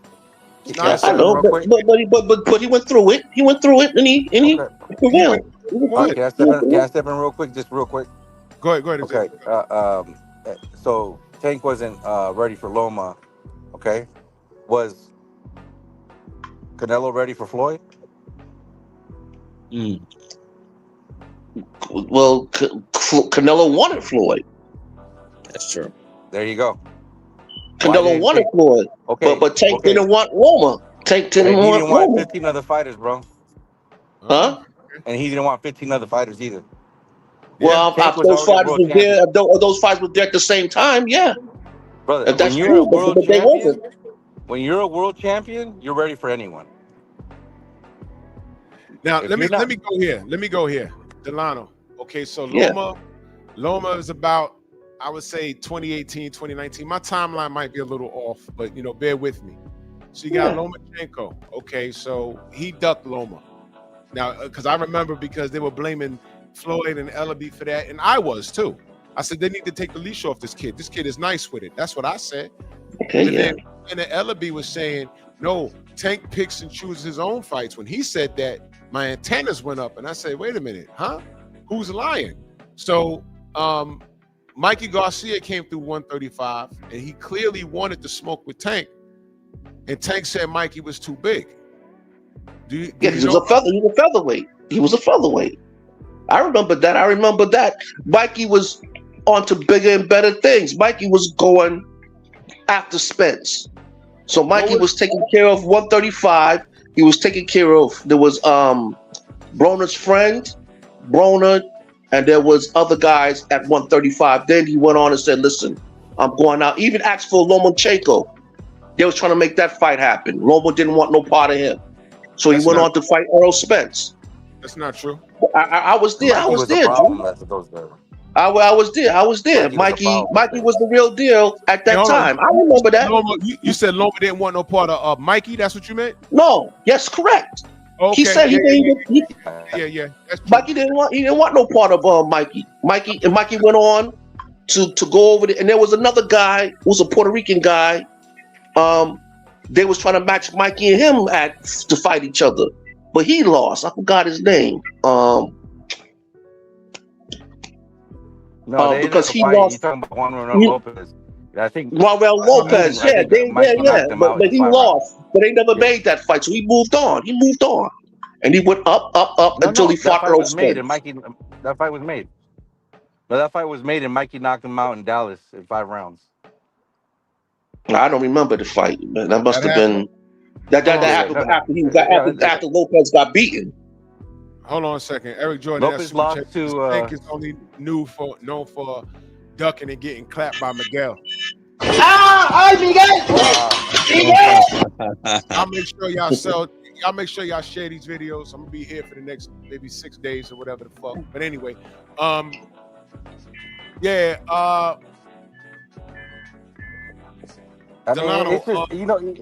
I think the frustrating part is because. But Drew, let me ask you an honest question. Let me ask you an honest question, right? I like that list, right? Mm-hmm. But you always avoid the conversation when I bring up Gary Russell. Gary Russell's on the list.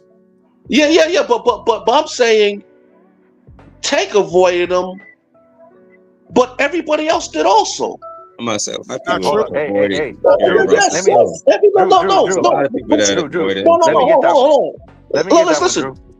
No. Go ahead and get it. Come on with it. Come on with it. Okay. Come on. So Gary Russell fought.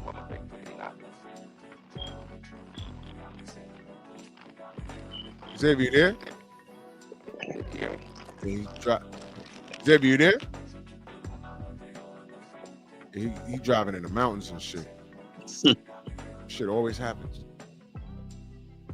Yeah, Coach Hudson, he was at 130, but we're gonna entertain it. He was at 130. Gary Russell was at 130, but he was on Tank's bumper. Yes, but those guys was there. Drew, those guys was there, and Gary couldn't get a fight with anybody. He kept asking. It was like there was blackballing. That's not true. Because guess what? Only person that wanted to smoke was Devin Haney. That was it. Devin Haney. That's the only person I ever seen call out Gary Russell. Gary Russell, and I say this respectfully because Batman has since passed. When I got the final word, I called Batman and I said, "Yo, we got to fight." He says, "Nah." I said, "What happened, bro?" He said, "Dad don't want to do it." I said, "Oh, bro, why not?" He said, "I don't know. Batman wanted it. Bill wanted it. Devin wanted it. Gary wanted it. But they gotta abide by what their late father said, and that's why the fight didn't happen. That fight was made right here on YouTube." Yeah, but Drew, we Devin Haney, we agreed Devin Haney is no longer in the conversation of that. We know Devin Haney, out of that list there, Devin Haney has fought a couple of guys on that list that you got right there. Compared to the other fighters that are on that list that everybody's fighting each other. Okay. He's the only fighter that has mixed it up in that list. Hold on. Did Regis Prograde not fight Josh Taylor? Yes. And who won? That's one. What about who else? Tio fought Josh too. Tio fought 2 people on that list. Okay. And that's it. They all fought 2 guys. Hold on. Devin Haney fought Jorge Linares. Yes, he fought 3 guys on that list. Okay, Lomachenko fought Jorge Linares. Yes. Okay. And Lopez. Okay, so Devin Haney also beat And Devin Haney. Okay, so those are the only 3 that mixed it up. Really mixed it up. I just said Devin Haney beat George Kambosos. Yes. Okay, so Devin Haney was trying to get at Superdell Matias, and Matias ducked him. Okay, yeah, but Drew, we know about Devin Haney. We know about Devin Haney. Delano, stop for a second. Your initial statement was nobody on this list is each other. I just contradicted your statement. Okay, yeah, Right. you got some of that. But what I'm saying is, 15 names. With these 15 names, Tank hasn't fought anybody, and your argument stayed that nobody's fighting each other, and that's not true. What is true is that at some point, a lot of these guys on this list tried to fight Tank. And what's reality is Tank is the A side to all 15 of these guys, and Tank never got busy. I'm asking why. Well, in 2018, Floyd said he wasn't ready. All right. Now, coming towards now, Do you agree with that? it's a different story. Okay, it's a different story. But the list has changed as time went on because some of those guys have dropped off, and new guys came in. So some of the guys dropped off. As guys came in, guys came in that would be on that list. Let's remove That Russell. Tank took care of.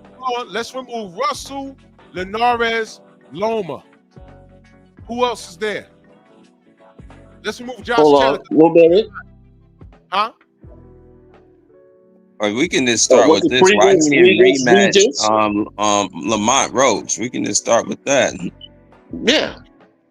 Well, he fought Lamont Roach. But what about the rematch? Like, Yeah, wasn't the there like a rematch. rematch clause the in rematch. this? Well, like I said, as far as we know, he's fighting Jake Paul. And whatever happens after Jake Paul, if you don't fight him, that's the situation. I think it's why he didn't fight Lamont first. Like, let's like because it's a rematch clause in that fight that I believe, right? He went after the money.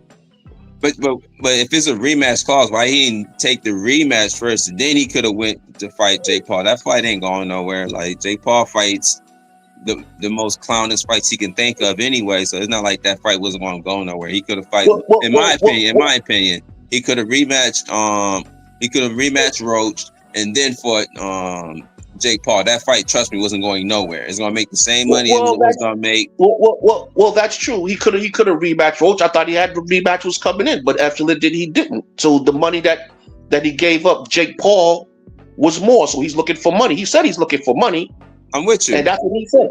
That's what he said. But like I said, if Shakur Stevenson wanted to fight, just like Tank did to him, he offered Frank Martin more money to fight him.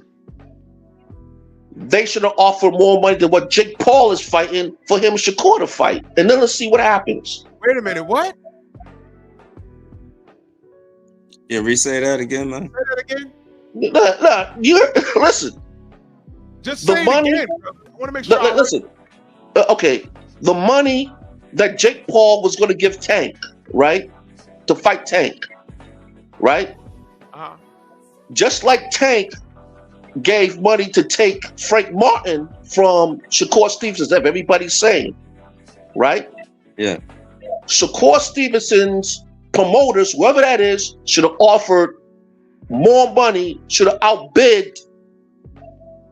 All right. What's his name? Jay the Prince. Jake Paul, and see what happened. Delano, I gotta stop you, brother. I gotta stop you. First of all, Jake Paul is not even ranked anywhere in 135. This is an absolute freak show. All right. Ranked nowhere. It's a freak show. Okay. It's an exhibition. It's an exhibition. Hold on, brother. It's a freak show. That's what this is. It's a 135 pounder versus a heavyweight. All right. It's a freak show. And Tank made it clear he's about his money. No amount of money in the world will put him in the ring with somebody that'll fight him back. He would rather lose to a heavyweight because it makes sense, because he could always say, hey, I lost to a guy that was super bigger than me. He does not want to lose to his contemporary. No amount of money. He could have made money fighting Devin Haney. And y'all said, and I'm not saying you in particular, but I'm saying the Tank fans said he don't have to bend the knee to Turkey Al-Sheikh, but you bending the knee to Jake Paul, who is literally signing his checks. Literally about to sign the checks. What he was supposed to do was fight Shakur. How does it sound? How does it sound what you just said? He has to, Tank's promoters have to outbid. Not Tank's promoters, Shakur. Shakur's promoters. Shakur's promoters. Yeah. That's what I apologize. Yeah, sweep right in. Bidding for? It's a title unification. What are you bidding for? So you want to take? You telling Tank, yo, come away from this clown fight and fight a real contemporary? Okay, Drew. Okay, Drew. You're telling me what you're doing is you're justifying this freak show. Why are you justifying freak show? I'm not justifying. Listen. I'm gonna explain to you about Jake Paul in a second, but let me tell you about a dog. All right. Who? Deontay Wilder, right? He wanted to fight Joshua. The man put up 50 million. Yo, listen, Joshua, I want to fight you. 50 million. It's right there. Boom. Joshua, what did Anthony Joshua do? He didn't budge. So we knew what time it was. Wait a minute. That's a duck. That's a duck. You're missing a whole point of that. No, Drew. If Shakur wants to fight, put it up. I'm giving this a name. You're Charlie Kirk in it right now. You're telling him how. Drew. Let me bring you up to speed, brother, because I was in the mix of all of it. Check my channel. I was in the mix of all of it.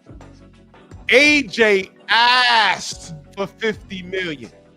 He asked for it. Yeah, and Wilder gave it to him. Hold on. Deontay said, check your email. The funds were available. And then AJ said, I'm not selling my soul. This is not the same thing, brother.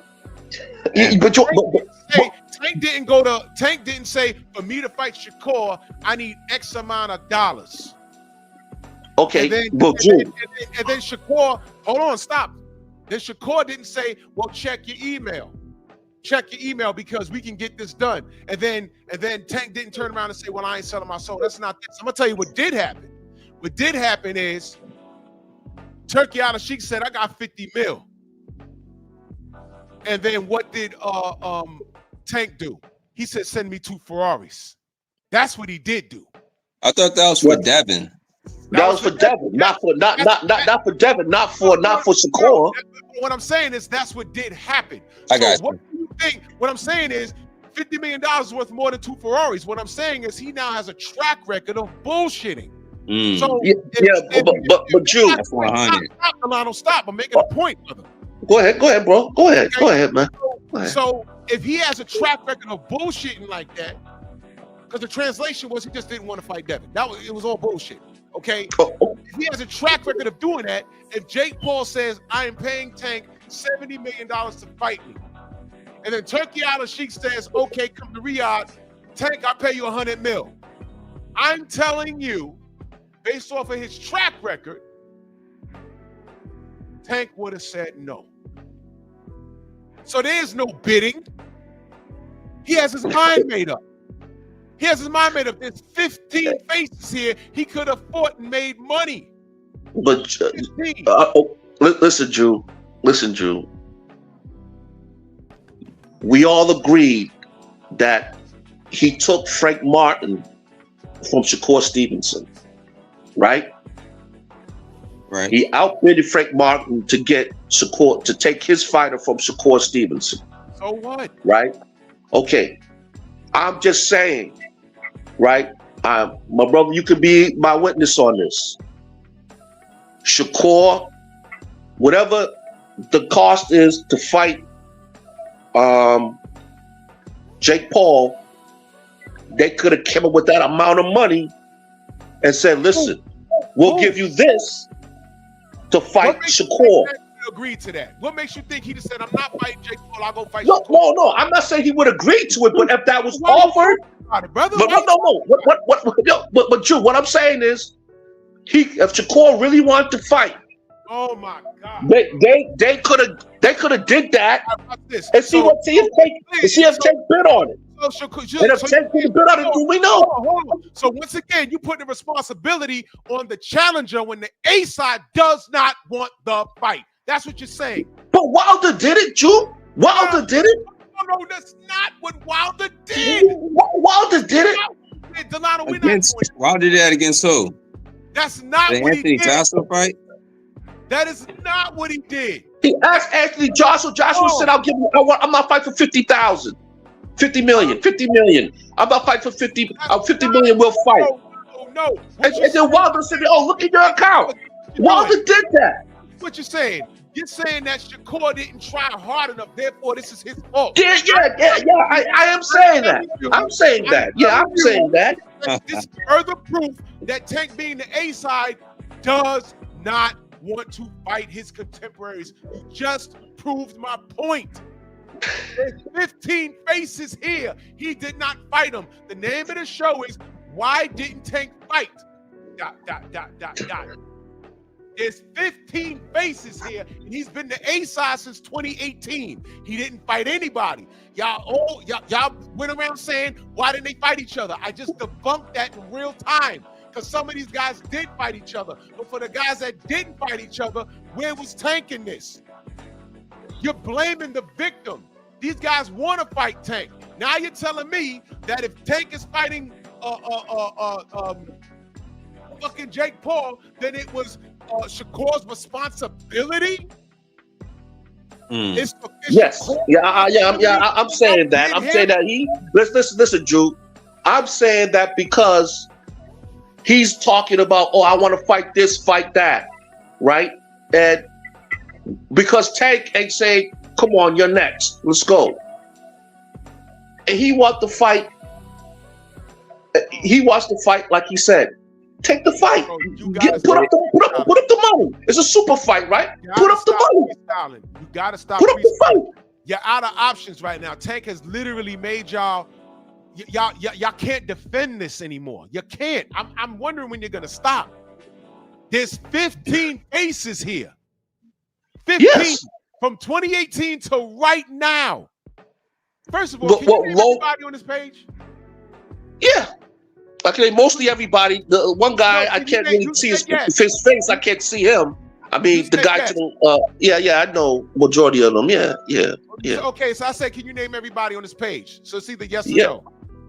Yes, but one guy, I can't remember the guy's name, but I know who they are. I definitely know who they are. Okay, so let's talk about it. He didn't fight Jorge Linares. Okay. Belt or no belt, he didn't do it. He could have did it. He could have did it, yeah. He didn't fight Mikey Garcia. He didn't fight Devin Haney. Let's stop at Superdale Matias. Why didn't he fight Superdale Matias? There was nothing offer for Superdale Matias. I'm sorry? He's still coming up trying to find the guys to fight himself. Hold on. Who makes the offers, Tank or Superdale? Yeah. Huh? Whoa, Drew. Wait a minute now, buddy. Superdale Martinez is better than Frank Martin? I didn't ask that. Ask why didn't he fight him? No. That was around the same time, Drew. Stick to what I asked you. Stick to what I asked you.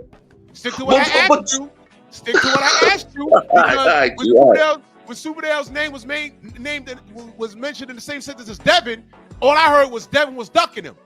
And then when Bill came on my panel and said we are actively pursuing him, All of a sudden, this nigga got a hand Drew, injury.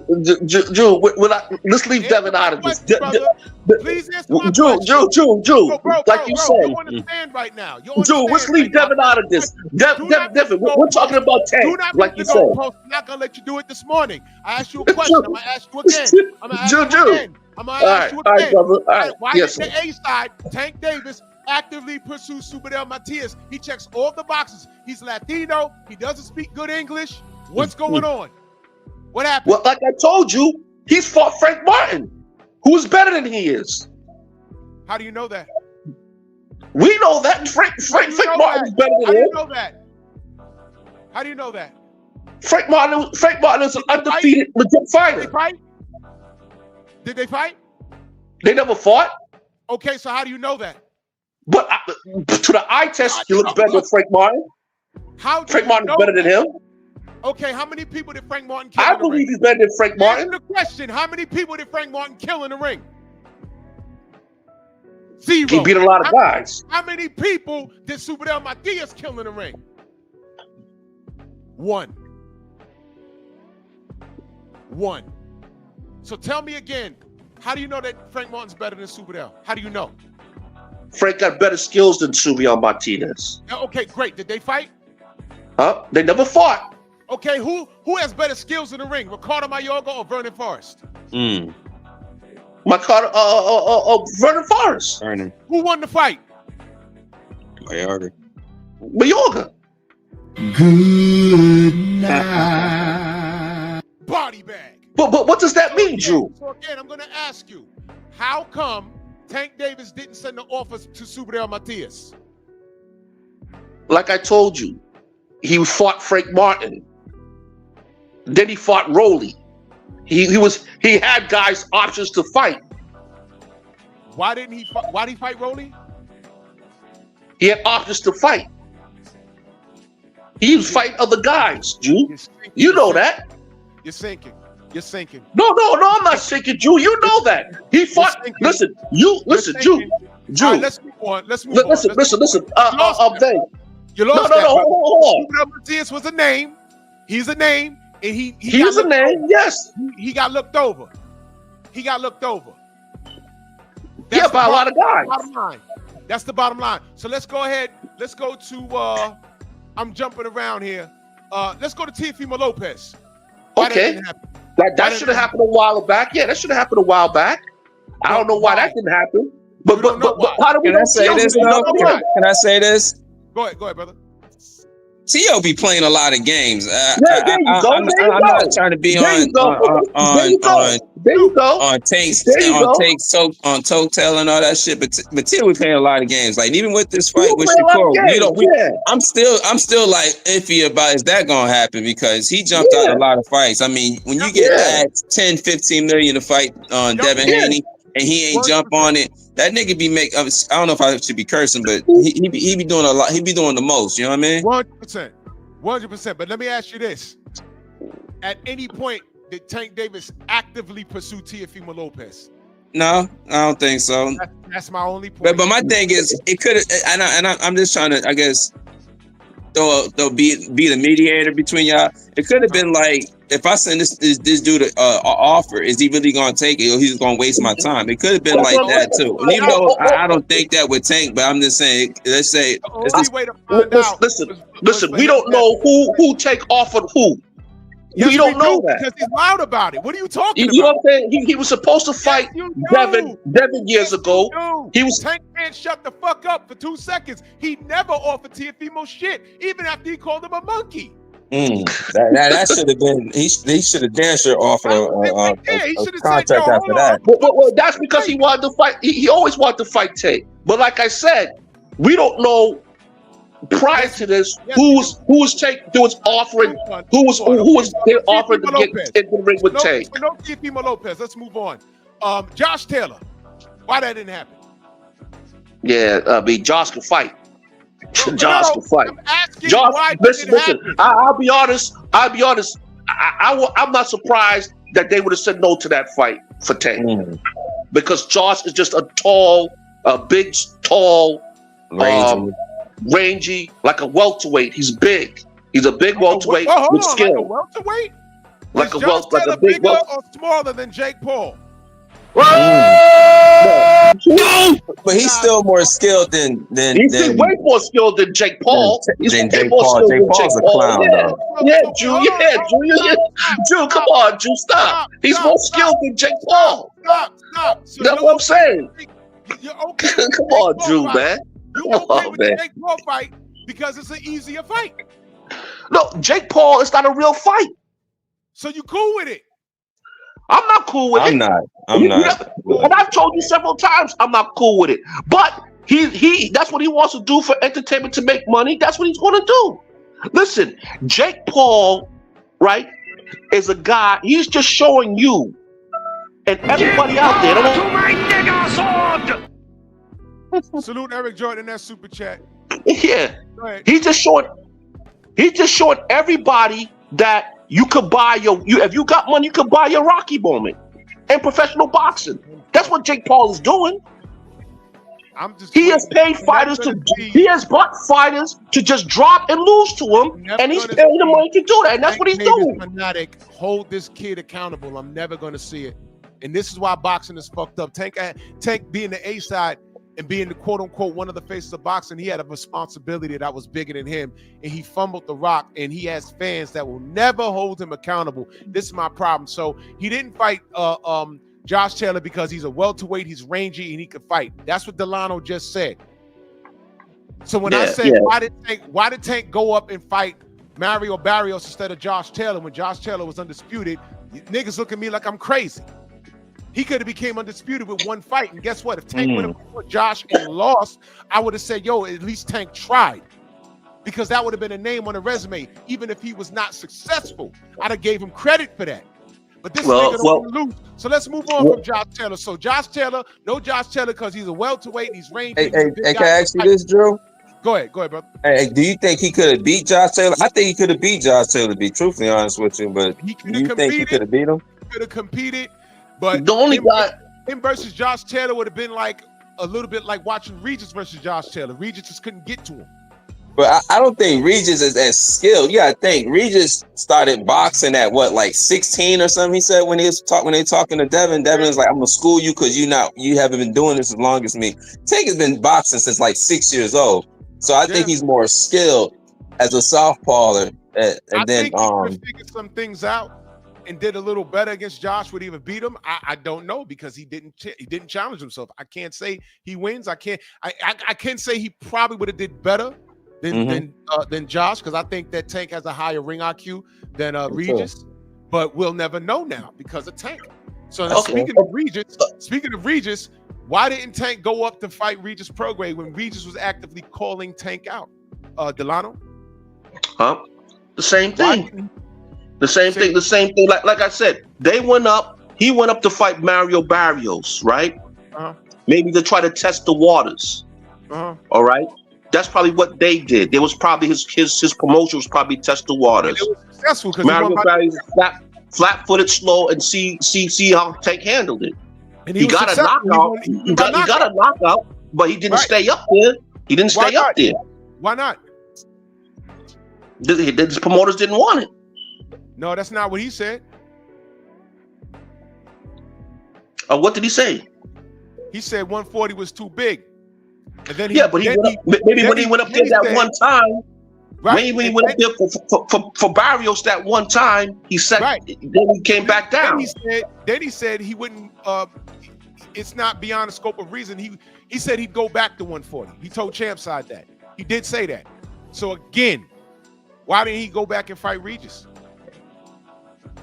Yeah, I don't know. All right, so moving on. So there goes Regis. George Kambosos came through and beat Teofimo, became unified champion. Why didn't, because he steals fights. He stole Frank Martin from Shakur, right? Why didn't he spin and steal George Kambosos? I heard that fight was in the makings, but I don't know what happened with the promotions. I don't know. Okay, I heard it was in the makings. Did you hear the question? Did you hear my question? Yeah. What was my question? You said why he didn't fight him. I said why he didn't steal him from Devin? Why didn't he steal George Kambosos for 3 belts from Devin? Go. Well, he was fighting other guys. What other guys made sense when this guy became unified champion? He was fighting the great. He was fighting.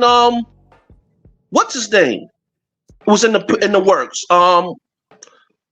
West 4th Ryan was in the works. Wait a minute. West at that time, West 4th Ryan was right there. So they was making that happen. Let me get this straight. Fighting Ryan Garcia solidifies his Hall of Fame presence and legacy over a unification. Over a unified title fight for 3 belts. Well, that's what they thought. What do you think? What do you think? Well, to me, I like the fact that he fought. I like the fact that he fought Ryan. He had to get that out the way. He had to get Ryan out the way. You had to get that one out the way. Let me be very clear on what you're saying, because I don't want you to tell me. And you gotta remember, Devin forced that fight with Kambosos. Kambosos did not want to fight him. Devin forced Kambosos, and Kambosos gave him a ridiculous contract, 2 contracts to fight him at his home. I want you to understand what you just said and why I have a problem with it. You said you wanted to see him get the Ryan Garcia fight out the way. Meaning, how I'm taking that is, when you say get something out the way, that means you want to get something out the way so you can go do something else. Correct. Right? In my mind, doing something else would be getting a belt. But I'm going to go get this money, but I'm going to go get this belt. Right? Correct. Okay. What happened after that? What happened after that? Here comes Rolly. Okay, well, why didn't Devin come after that? We all agree there was a duck there somewhere along the line. If there's an honest duck, I believe it's Devin. I want to hear you say it. Who ducked who? Devin. They ducked Devin. Devin. I told you that. Thank you. I give you a lot of credit on the line. A lot of people don't admit that, man. But what I'm saying is, he definitely ducked Devin. He definitely ducked Devin. He ducked Devin. He ducked Devin. I never said he never ducked Devin. Here's what I'm gonna say. Tank already has a reputation of stealing fights. There was no reason, or I can't see if Devin, he was the WBC champion, the real one. Tank could have easily said, George, I got bread for you. My name rings bells in the street. Fuck Devin. I'll fight you for those 3 belts. There's more money in it for you. I think George would have went in the direction of Tank. Now that he didn't try to do that, here's what I believe. I think that Tank would have beat George, but then he would have had the burden of being forced to fight Devin for undisputed, which is why he didn't do it. That's what I was just about to say. I think the reason he didn't fight George Kambosos is take those belts, and he would have had to fight. It'd have been mandatory to fight Devin. Thank you. And he's lost confidence fighting Devin after he fought him in that sparring. If you watch that sparring, he did basically what he did with Lamont. Like he kind of like quit-ish, and then like he turned around and all that stuff in that sparring match. I think that's when he lost his confidence. But hold on, man. That sparring match, I watched the sparring match. I seen it. Okay. Now I'll be honest with you. All right, Devin did some good work there, but you can't tell me Tank didn't hurt him a few times. Tank got beat. Bro. I think it's in a boxing match. You're gonna get hit. You're gonna get hurt. I'm being honest with you. Watch that sparring again. I did. And when Tank had him to the ropes. Who won the sparring? And you see Devin, they had to come in and pull Tank back. They had to pull Tank back. They had to pull Tank back. Boxing. Fighters get hurt all the time. It's boxing. I just spoke about Donnie Lalonde. Well, I'm just saying, Drew. I spoke about Donnie Lalonde versus Sugar Ray Leonard. Sugar Ray Leonard dug deep and got the knockout. When it was Tank quit. Okay, Drew. Yeah, he quit. Okay, but Drew, what I'm saying is, in that sparring, all right? He quit. Yes. No. In that sparring, Tank hurt Devin a few times, and they jumped in. They jumped in, was like, okay, yo, they all pushed Tank back when Tank really started getting serious. I'm gonna let you do it. No, there was 10 grand on the line. DHP won the sparring. Oh my goodness, man. Okay. All right. I'm lying? Am I lying? All right. You're not lying, but I'm telling you what I saw. I don't care. I just spoke about Floyd Mayweather versus Shane Mosley. I spoke to Shane Mosley face to face. Shane almost knocks Floyd out, but who won the fight? Floyd won. Chop Corley. Chop Corley caught Floyd 2 times badly, but who got their ass whipped at the end of the fight? Yeah. But that's a real. So but that's a real. Telling me that Tank got some good shots, and we know that. The thing is, a 16-year-old Devin Haney took a grown man shots and was able to make the grown man quit. And on a pro level, goddamn 6 years later. Nah, Drew, I'm sorry. Drew, I'm sorry. I'm not gonna let you get away with that. I watched the sparring. Right. Tank started getting. Nigga, it's my show. I get away with what I want. Now you're backstage. Let me read this super chat. Joseph Brown in that super chat, he said, it's not you guys' job to make excuses for Tank. Tank's handlers and Tank himself make enough excuses. Tank didn't fight any of his contemporaries because he didn't want to challenge himself at a face of losing. That's it. That's it.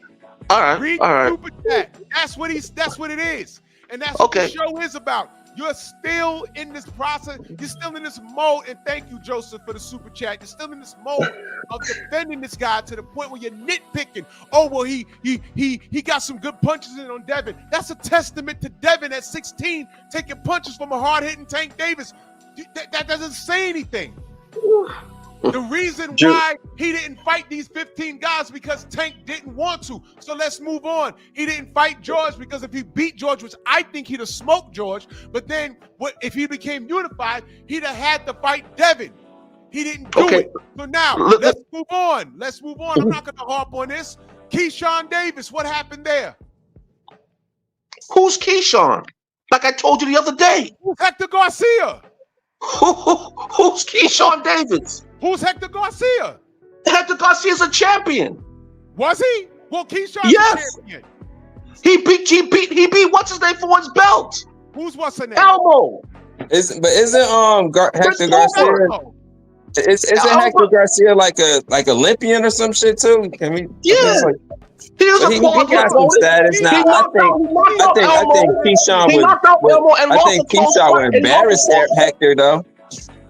I would say I think Keyshawn beats the brakes off of Hector. I'll say that, but I think Hector got some. Keyshawn is an Olympian and he's a champion, and he's on Tank's bumper. Because watch this, who the fuck is Ryan Garcia but a goddamn Instagram model? He never had a belt. What did he do in the Olympics? Not a goddamn thing. But you said you wanted to get that out. So fine, why can't he run that smoke with Keyshawn, who's actively pursuing him? What's going on? I got Keyshawn over Rolly. Oh, hell yeah. I see Rolly get fucked up by Tank. I see him get fucked up by that old-ass Argentinian dude. Rolly got fucked up by Isak Cruz. So who the fuck is Rolly? Hey, Drew. Yeah. Hey, Drew. What you think about De Los Santos and Keyshawn? How you think that fight would have ended up? Man, you see Keyshawn came in overweight, right? I think if he tapped him one good time, it'd have been a problem for Keyshawn. But you think if they had been on an even playing field and all that stuff, how you think that fight would have turned out? It's a 50-50 fight. Edwin De Los Santos is dangerous as fuck. That dude dangerous. He could punch. Yeah, he is. That dude dangerous. And I think there's a reason why motherfucking Keyshawn came in overweight. I think he was not as confident as he put out. That's what I believe. But how about this though? I think De Los Santos still would have fought him. His team didn't let him, and he wound up firing his team. Yeah, his team. That's the story. He wanted to smoke. His team was like, nah, and it kind of worked out because he got paid. He got paid, and Keyshawn been on the chopping block ever since. But Delano broke out. He has nowhere to go. So let me say this. Y'all hear the logic of a Tank fan. I mentioned Keyshawn. He's like, who's he? Keyshawn was hot in these streets. He was hot in these streets. He's an Olympian. He's a champion. Actively calling. He called out everybody. He clowned everybody. The kid was getting on my nerves, but one thing I'll give him is he wanted smoke from everybody, except, Shakur, because that's his brother, allegedly. But he wanted all the smoke with light skin. Called him light skin. Called him gay. All these people in Tank's face, and he don't want no smoke. And a lot of people that made that assumption about Tank. That's going around. I mean, yeah, of course. It's not me with that. This is street talk. Yeah. This is street talking. You know what I'm saying? Oh yeah, coach, I didn't put Andy Cruz on there. I couldn't fit him. I couldn't put Andy Cruz on there. But Lamont Roach, no rematch. Keyshawn Davis, you heard Delano say, oh, well, who's he? Well, who the fuck was Ryan Garcia other than the Instagram model? They made him, just like y'all made Rolly Romero. But at least Ryan was coming up and they was calling him a Ford King for whatever reason. I'm still trying to figure out what was that about. Like how he get that status? He's a marketing scheme, and they made Rolly famous. And Rolly didn't win all his fights, but I'll give Rolly.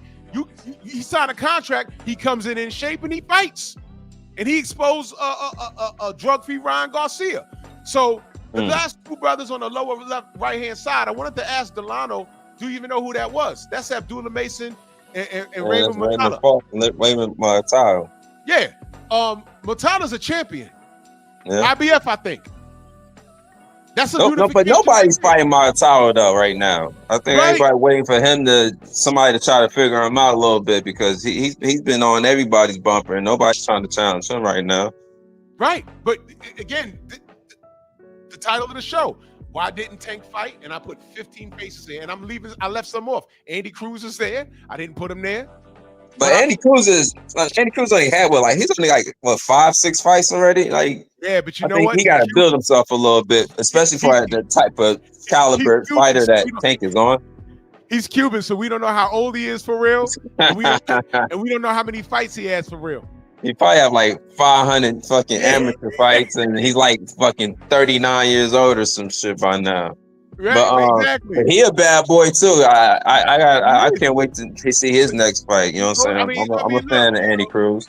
I mean, look, Vasily Lomachenko lost his second pro fight, and he's had several title fights since his second pro fight. He only had 10 pro fights.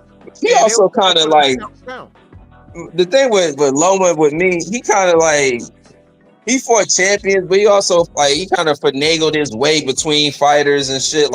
He did a lot of maneuvering and too, what people say about Mayweather, but nobody say that shit against Loma. Loma did a couple of maneuver fighters and fighting. What's my man named Rigondeaux? That was 2 weight classes under him, and she did a lot of fighting people at the right time, and he get a lot of praise for beating Linares, but he got dropped by him, but nobody says nothing. A lot. That's why as much as as good as Loma is, I don't like the narrating behind him. He don't get a lot of the criticism that other fighters get. You know what I'm saying? Delano just pulled back up. Delano, Raymond Yeah, Matala. man, I'm sorry, man. Yeah, Raymond Matala is the IBF champion. Why hasn't Tank called him out? Raymond Matala. Okay. I never really see him fight. I don't really know too much about him. So I guess he wasn't part of the list. A newcomer. That should be easy They're work. young. But he's a champion right now at 135. I think he's an IBF. IBF. Yeah, he's IBF. Okay, he's a champion. Okay. Like I said, he has yeah, but he has more options. He's not looking backwards like he's saying. He's a champ. Yeah. What's his name? He's not looking back to. He chooses him instead of Shakur. Who would you want? Good point. You understand what I'm saying? Yeah, that's a great point. This is why I don't like. What's the J? All right, so watch this. Abdullah Mason. Why not? Oh, he's still young and fresh. But he's more popular than Raymond Matala. Well, I don't think his team, Mason's team, wouldn't give him that fight with Tank yet. Let's stick to the topic. Why didn't Tank call him out? Yeah, but Drew, I'm sticking to the topic. But I don't think, honestly, that Mason's team would want that fight for him right now. Mason right now. You don't know that. I'm saying, why didn't Tank do it? That's the question. I don't know what his team will say. I'm asking, why didn't Why didn't Like, The why same- he ain't send him a The contract same or something? thing You know what I mean? with Like, why? the same thing with Shakur. What do you mean? Would you want to see him or Shakur fight? Or would you want to see That's him? what I would rather see. I'm asking why didn't Tank do it? He's the A side in all directions. I got 15 faces, and I don't know if you heard, I left some people off. Andy Cruz is in the mix. Okay, there's a lot of guys he could fight. I think, if I'm not mistaken, Andy Cruz is ranked number. Where's Andy Cruz? Andy Cruz, I think he's ranked. You gotta be up there. Andy Cruz is. He's ranked in the WBA. He's ranked number 1 in the IBF. I Damn. know that, and I think he's pretty low in the WBO. The WBA, he's ranked number 3.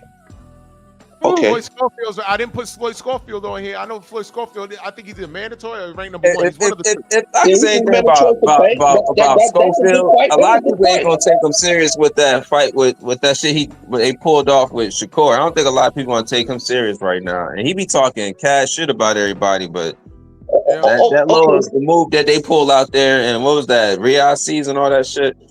Yeah, That's gonna be a stain on a lot of people do business with him. If I could say anything about why that fight we're not gonna never take. Well, Drew, let me ask you a question. Why won't Shakur Stevenson ask for that fight back after what he did to Tevin Farmer What fight? with Schofield? Why won't he ask to fight back for Floyd Schofield? Why won't he bring back up that fight? He offered him the fight before, Okay. and they ducked. They came out. Now All right. Schofield knocked out to me an outstanding fight. The fight had been ducked by a lot of people. Tevin Farmer, he knocked Tevin Farmer out. Why don't Shakur offer Schofield? Go back and offer him. You want my answer? Okay. And I want the chat to pay attention. Delano, you know what you just did? Yeah. So you know what you just did, right? Yeah. Is the name of my show Why Didn't Tank Fight or Why Didn't Shakur Fight? All right. Okay. All right. Let's stick with Tank. Let's stick with Tank. No. Let's stick with Tank. Okay. Now I'm dealing with Tank. Now I want to ask you a direct question, Drew. Please. On that list, who do you think Tank cannot beat? Everybody. You don't believe that. Yes, I do. That's You why don't there's believe 50 that. people on here that he Drew, you didn't don't fight. believe that, Drew. I know you don't, because you said it when you was talking. I do. You said it Yes, when you I was do. talking. Everybody. Earlier you was said it. Everybody. But you know what? Drew, I can't say for sure. I said I know what I could believe, but I can't say for sure. You know why? Because the A side didn't challenge himself and fight anybody on this list. okay. All right. That's fair. You think Tank is afraid of these guys, right? I didn't say afraid. I said He's not afraid of them. Okay, so why would he fight him? What do you mean? Why would he? The question is, why wouldn't he? That's the question. Wouldn't he fight him? Why would, so Watch this. Watch this. He beats Lamont Roach. second time, yes. If Why you is ask he me not- direct, why is yes. he not doing it? Why is he not doing it? Well, we don't know until after this thing with Jake No, Paul's you do over know, with. because he was on Twitter clowning him, talking about, I'm not going to give you a fight. He did it to him, and he did it to Shakur. But to be honest with you, to me, that's better. That is better for Roach. All right. What are you talking? Stop, Delano. You have to stop this, bro. You need an intervention. You gotta stop this. You absolutely have to stop this. You can have an opinion, but please, your opinion have to be based off of facts. I just asked you, what is he doing in the rematch? You said he beats Lamont Roach. I said, cool. Why is he not fighting him next? You said, well, we're gonna see after this. After this, he said he was retiring. And then when I asked, then you say you don't know what he's gonna do. Then when I asked you guys, is Tank a liar? You have a problem telling me that he's a liar. So if he doesn't retire, hold on. If he doesn't retire and he comes back and he doesn't fight Lamont Roach, what's going to be the excuse? That's true. All right. So I'm telling you, but Drew, F. Lamont Roach is relevant because he's got to fight Pitbull Cruz. He's got to fight Pitbull Cruz now. doesn't matter. What do you mean? Okay, so if he fights Eastside Cruz and gets knocked out in 1 round, Tank didn't do it. Cruz did it. Yeah. But what I'm saying Watch this. You want me to put it in a better perspective? Did the Floyd Mayweather Manny Pacquiao fight lose his steam? After Marquez dumped Pacquiao on his head and almost killed him? No. Got him. No. So again, if Mark Roach loses to Eastside Cruz, what does that have to do with Tank? No, correct. Okay, so there it is. Okay, but I believe Tank will take if he comes back, he'll take the fight. He might take the fight later on. What he said. But another thing, Drew, I'll say this for a homie. The thing with Pacquiao getting knocked out, look how many fans that he had. If Mark Rose get knocked out, he don't have the type of fans that Manny Pacquiao has. If he loses his fight with Cruz, he's through. Like, especially like that, he's through type shit. Like Manny Pacquiao, man. Manny Pacquiao had a lot of losses and nobody cares. And then like when you say like, man, Floyd Mayweather beat him, man, Pacquiao was old. Like Floyd was older than Pacquiao, and then people still, you know what I'm saying? Well, here's my thing. Here's my thing. If he loses to Cruz, it means nothing. To me, it means nothing. You know why? One of his greatest accomplishments is a draw against Tank, and Tank is going to ride off into the sunset knowing that he can dominate this guy, a guy that was a 9-1 underdog. Nah, man, he got to run that back. That's true. And don't take my word for it, because I told y'all yesterday, white media ain't fucking around with Tank no more. Well, they got him because they see us firing on them, so now they want to jump in. So that's what's happening. And guess what? We firing off on them, but we holding them accountable, because I never lied on Tank. I never lied. You're not lying. But like I said, Drew, you're not lying. But what I'm saying is, they can't come out their face and start saying that about Tank. They waited for us to say it. No, they came for they waited for us to say it. Okay, so if they waited for me to say it, I'm not going to get credited for it. Not you in particular, but they waited. My point is, I'm not going to get credit for it. They can steal from me all day long. It's still from me, 78. It's still from Champ's side. But the fact is, if they're taking our talking points and it's still honest and truthful talking points, what does it matter if the information's out there now? Because now that's it. The majority to turn on Tank, and all I wanted was for Tank not to be in this position. These 15 faces, if he fought at least 3 of them, this wouldn't even be an argument. But he didn't do it. So he can ignore black people trying to hold him accountable. What's he going to do when Max Kellerman and Mike Coppinger and Paulie Malignaggi and Teddy Atlas is doing it?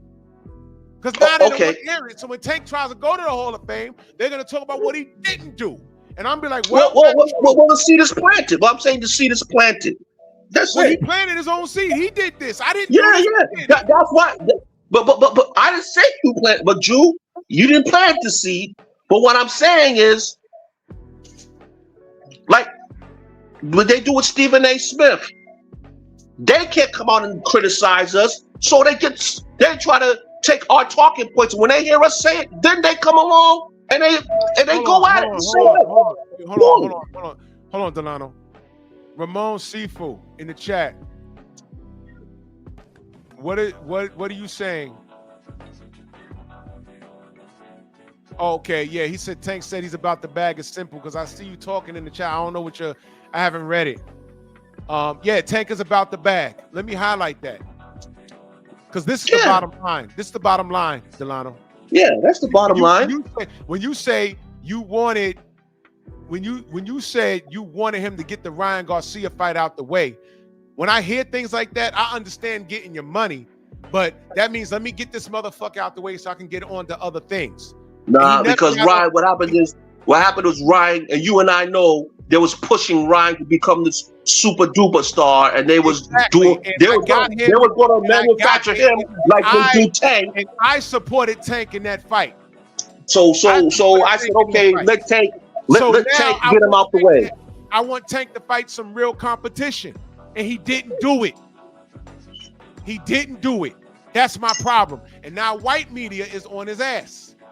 Yeah. Yeah. Well, Right. So now y'all Tank fans can't complain when white media starts getting at y'all.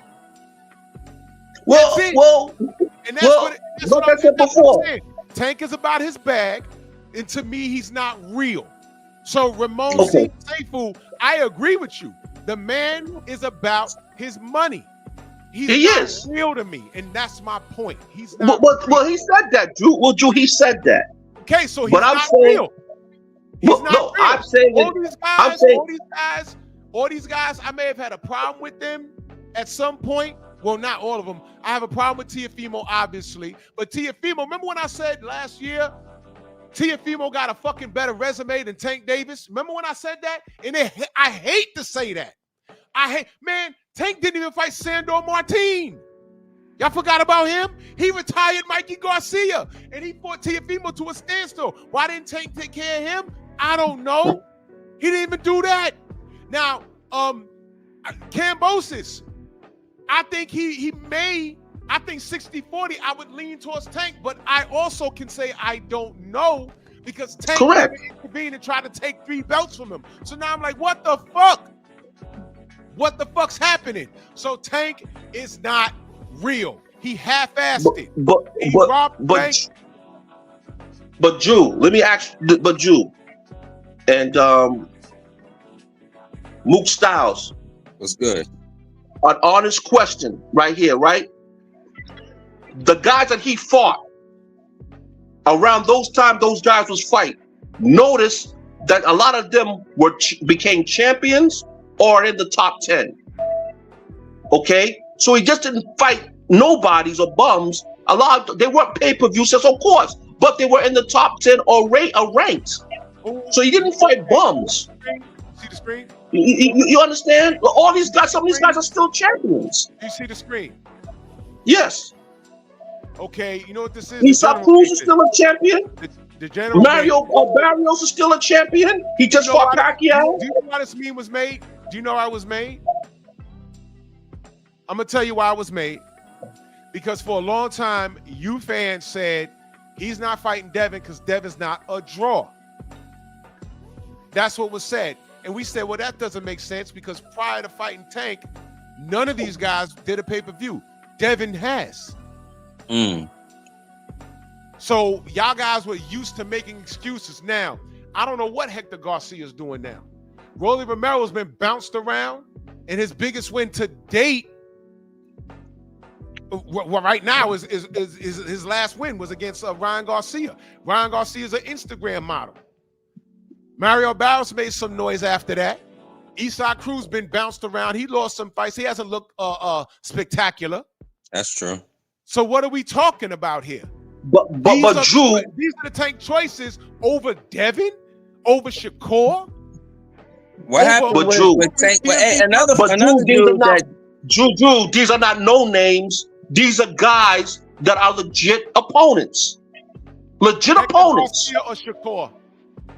Hey, another dude that's not on that 15 is what about the what was it? Venezuela, the dude that beat Venezuela, El Rayo. yeah, El Rayo, exactly. What happened with him? That was a fight that Tank Well, was supposed to fight. Well, what's his name? He fought a legit fighter, and my boy there, He beat Cruz ass. no, Mr. Russell, what's his name? Mr. Oh yeah, Gary Russell just beat him. Antoine Gary Russell took put, care of oh that. my God, Gary Antoine Russell put took the care of hands that. on him. Toronto. So- You heard what he said though? You heard what he said? El Rayo beat Cruz ass. It wasn't Yeah, he even did. close. Yes. Yeah, he beat What- Cruz ass, bro, yes. Why didn't Tank Yeah, say, you know- El Rayo, I want to fight you? El Rayo checks all the boxes. Plus, Oh, El they was Rayo- going to set that fight up. You forgot? You know who knocked out El Rayo? Edwin De Los Santos. Oh yeah, that's true. That's true. I forgot about that. So Yeah, why yeah, did but- they but- get any but- of these guys? But I'm telling hold you, on, there's a Drew. lot of But people hold on, Drew. over here.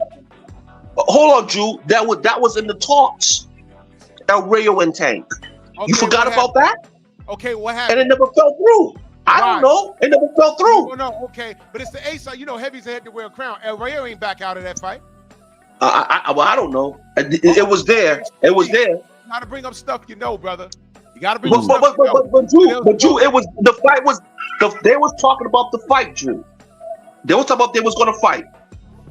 Okay, El Rayo was one of the options, and then here comes what's his name? Hold on.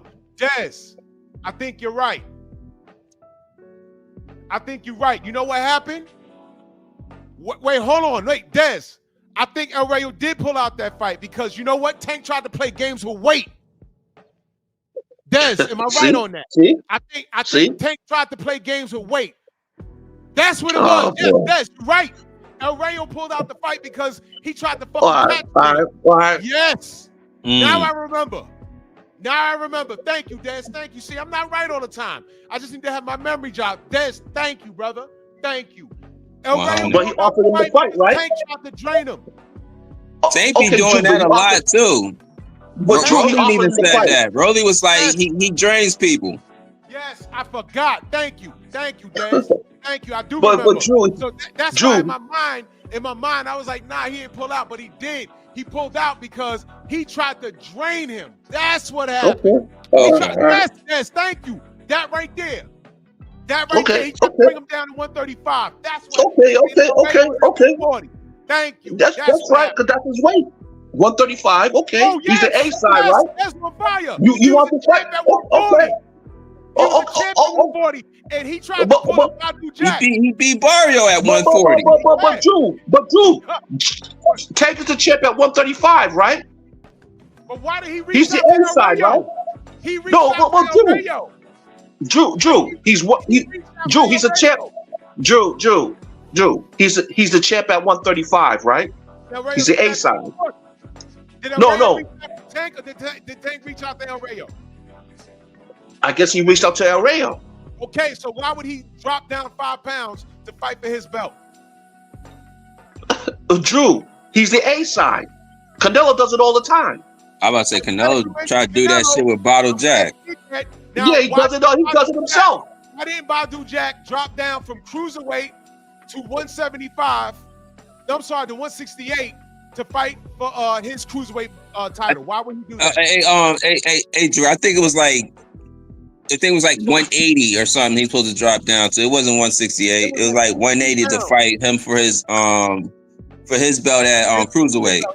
He wanted him to drop 18 pounds. That I remember. Okay, yeah. 18 pounds, and Badou Jack said, "Fuck you." Yeah, I would have said the same thing. Kiss my ass. Okay, all right. Yeah, but what I'm saying is, a lot of guys do it, not just Tank. All right, that's it. It's done, and it's wrong when guys do it. That's my problem, brother. Like I said, and the A side, and mostly who pulls it off, the A side. They usually do that. They going to, because they the ones that set the fight. You know what I mean? So they going to be the ones that going to tell you to do this and do that, because they got the bigger voice. You could just choose who you want to. Let me put you up on game, brother. Let me put you up on game. Did you know that a lot of fighters in the industry, a lot of people that go back, they got a problem with Sugar Ray Leonard? James Toney about Sugar Ray Leonard. A lot of guys got a problem with Ray Leonard. A bunch of guys, yeah. Do you know why? Because he was the original catchweight king. In fact, they blamed 154. I don't know how, but they blame 154 on Sugar Ray. They blame him for that. Yeah, because he's the money man, and he does that. That's what I'm saying. That's what a lot of guys don't like. They say Canelo had the Canelo weight. That's right. Yeah, but who did Canelo learn it from? He learned from Floyd Mayweather. No, he didn't. He learned from Floyd. Yes, he did. No, he learned when Floyd Mayweather did it to him. He started doing it. Don't blame Floyd for that. How many people did Floyd catch weight? Not a lot, but he did it to him. Name the fighters. Two. Name the fighters.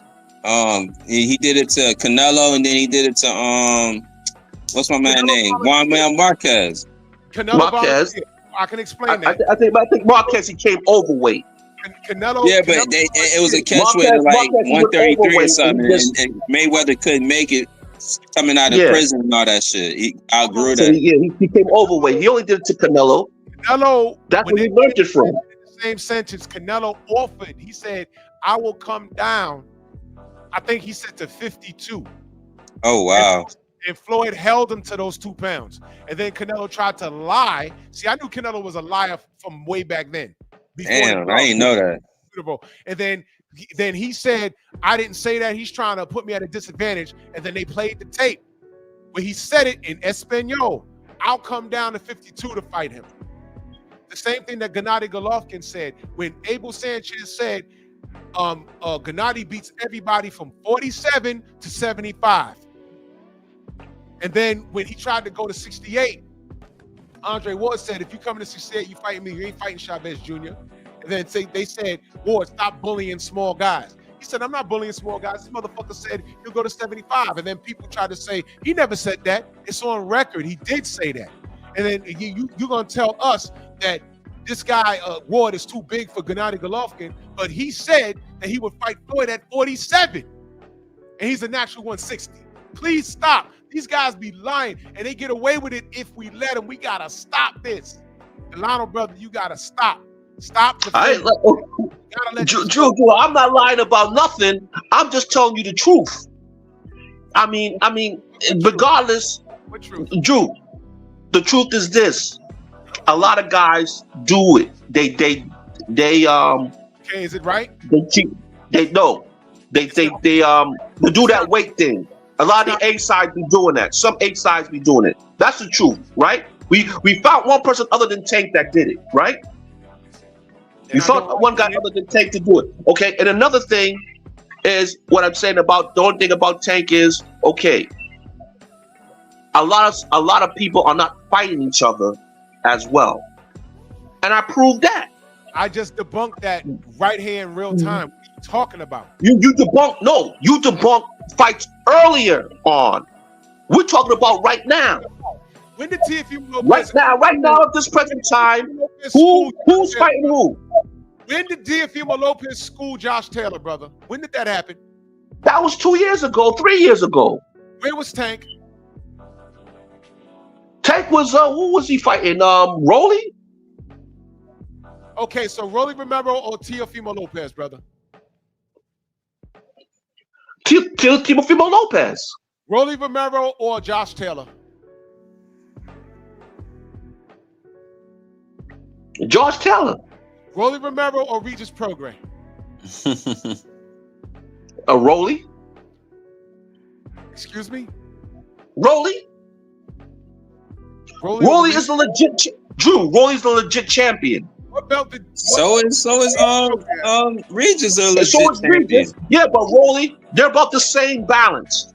Okay. What? They're about. You saying Regis? Oh my God. Is better than Rolly. I think so, man. I think he got better footwork. I think Rolly got some of the most sloppiest footwork in boxing. Regis could beat Rolly. He was actively calling Tank a bitch and a faggot. Okay. And what does he do? He goes to 140 and fight Mario Barrios. That's what he did. So you had Josh Taylor and you had Regis Prograis, legit champions. Well, I understand Josh Taylor. Josh Taylor is a tall welterweight, man. Like he's really a welterweight. Tank Davis. I don't care because this is Tank the God. So that part I would understand. All right. What I'm saying is the brother got his ways. The brother got his ways. We understand. I want you to understand what you just said. You understand him ducking Josh because he's the bigger, more skilled fighter. Yes. Correct. Yeah. Okay. I understand that. I was his promoter. I wouldn't tell him to go fight a Josh Taylor because Tank is a short dude. That's why I didn't want him fighting Devin Haney. Thank you. No. When they was at 135, they should have fought. I agree. Him and Devin Haney at Devin 135. Devin Haney beats his ass. He beats him like a drum. If you think Josh Taylor, I mean, he's probably the only person that could have beat Tank on that list. On that list there. Listen, on that list that you got there, want to smoke Tank Davis, then Devin Haney was going to absolutely obliterate Tank Davis because he did it already at 16. Stop. Listen, Drew. On that list, you got there, one guy there's only one or two guys that could probably beat Tank. Tank smokes everybody else on that list. On what list? One or two guys on that list to deal with Tank. Tank smokes everybody else on that list. Why didn't he do it? Why didn't he do it? We're naming two guys. Drew, I like you listening to two guys. Drew, that's why I understand your anger, Drew. You're angry because you know he could do it, but he ain't doing it. No, I'm angry I understand that. Shit, I understand that. I'm with you on that. I understand you know Tank could do it, but he's just not doing it. But he didn't try. He didn't even try. He didn't try, yeah. I understand. But you know he could do it, but he just didn't do it. I understand that. Try. He didn't even try. And you're cool. He didn't try. I understand that. I understand that. You're cool with him not even trying, but you're also cool with in your mind saying he beats everybody. I'm saying logically, you can't even say that because he didn't even try.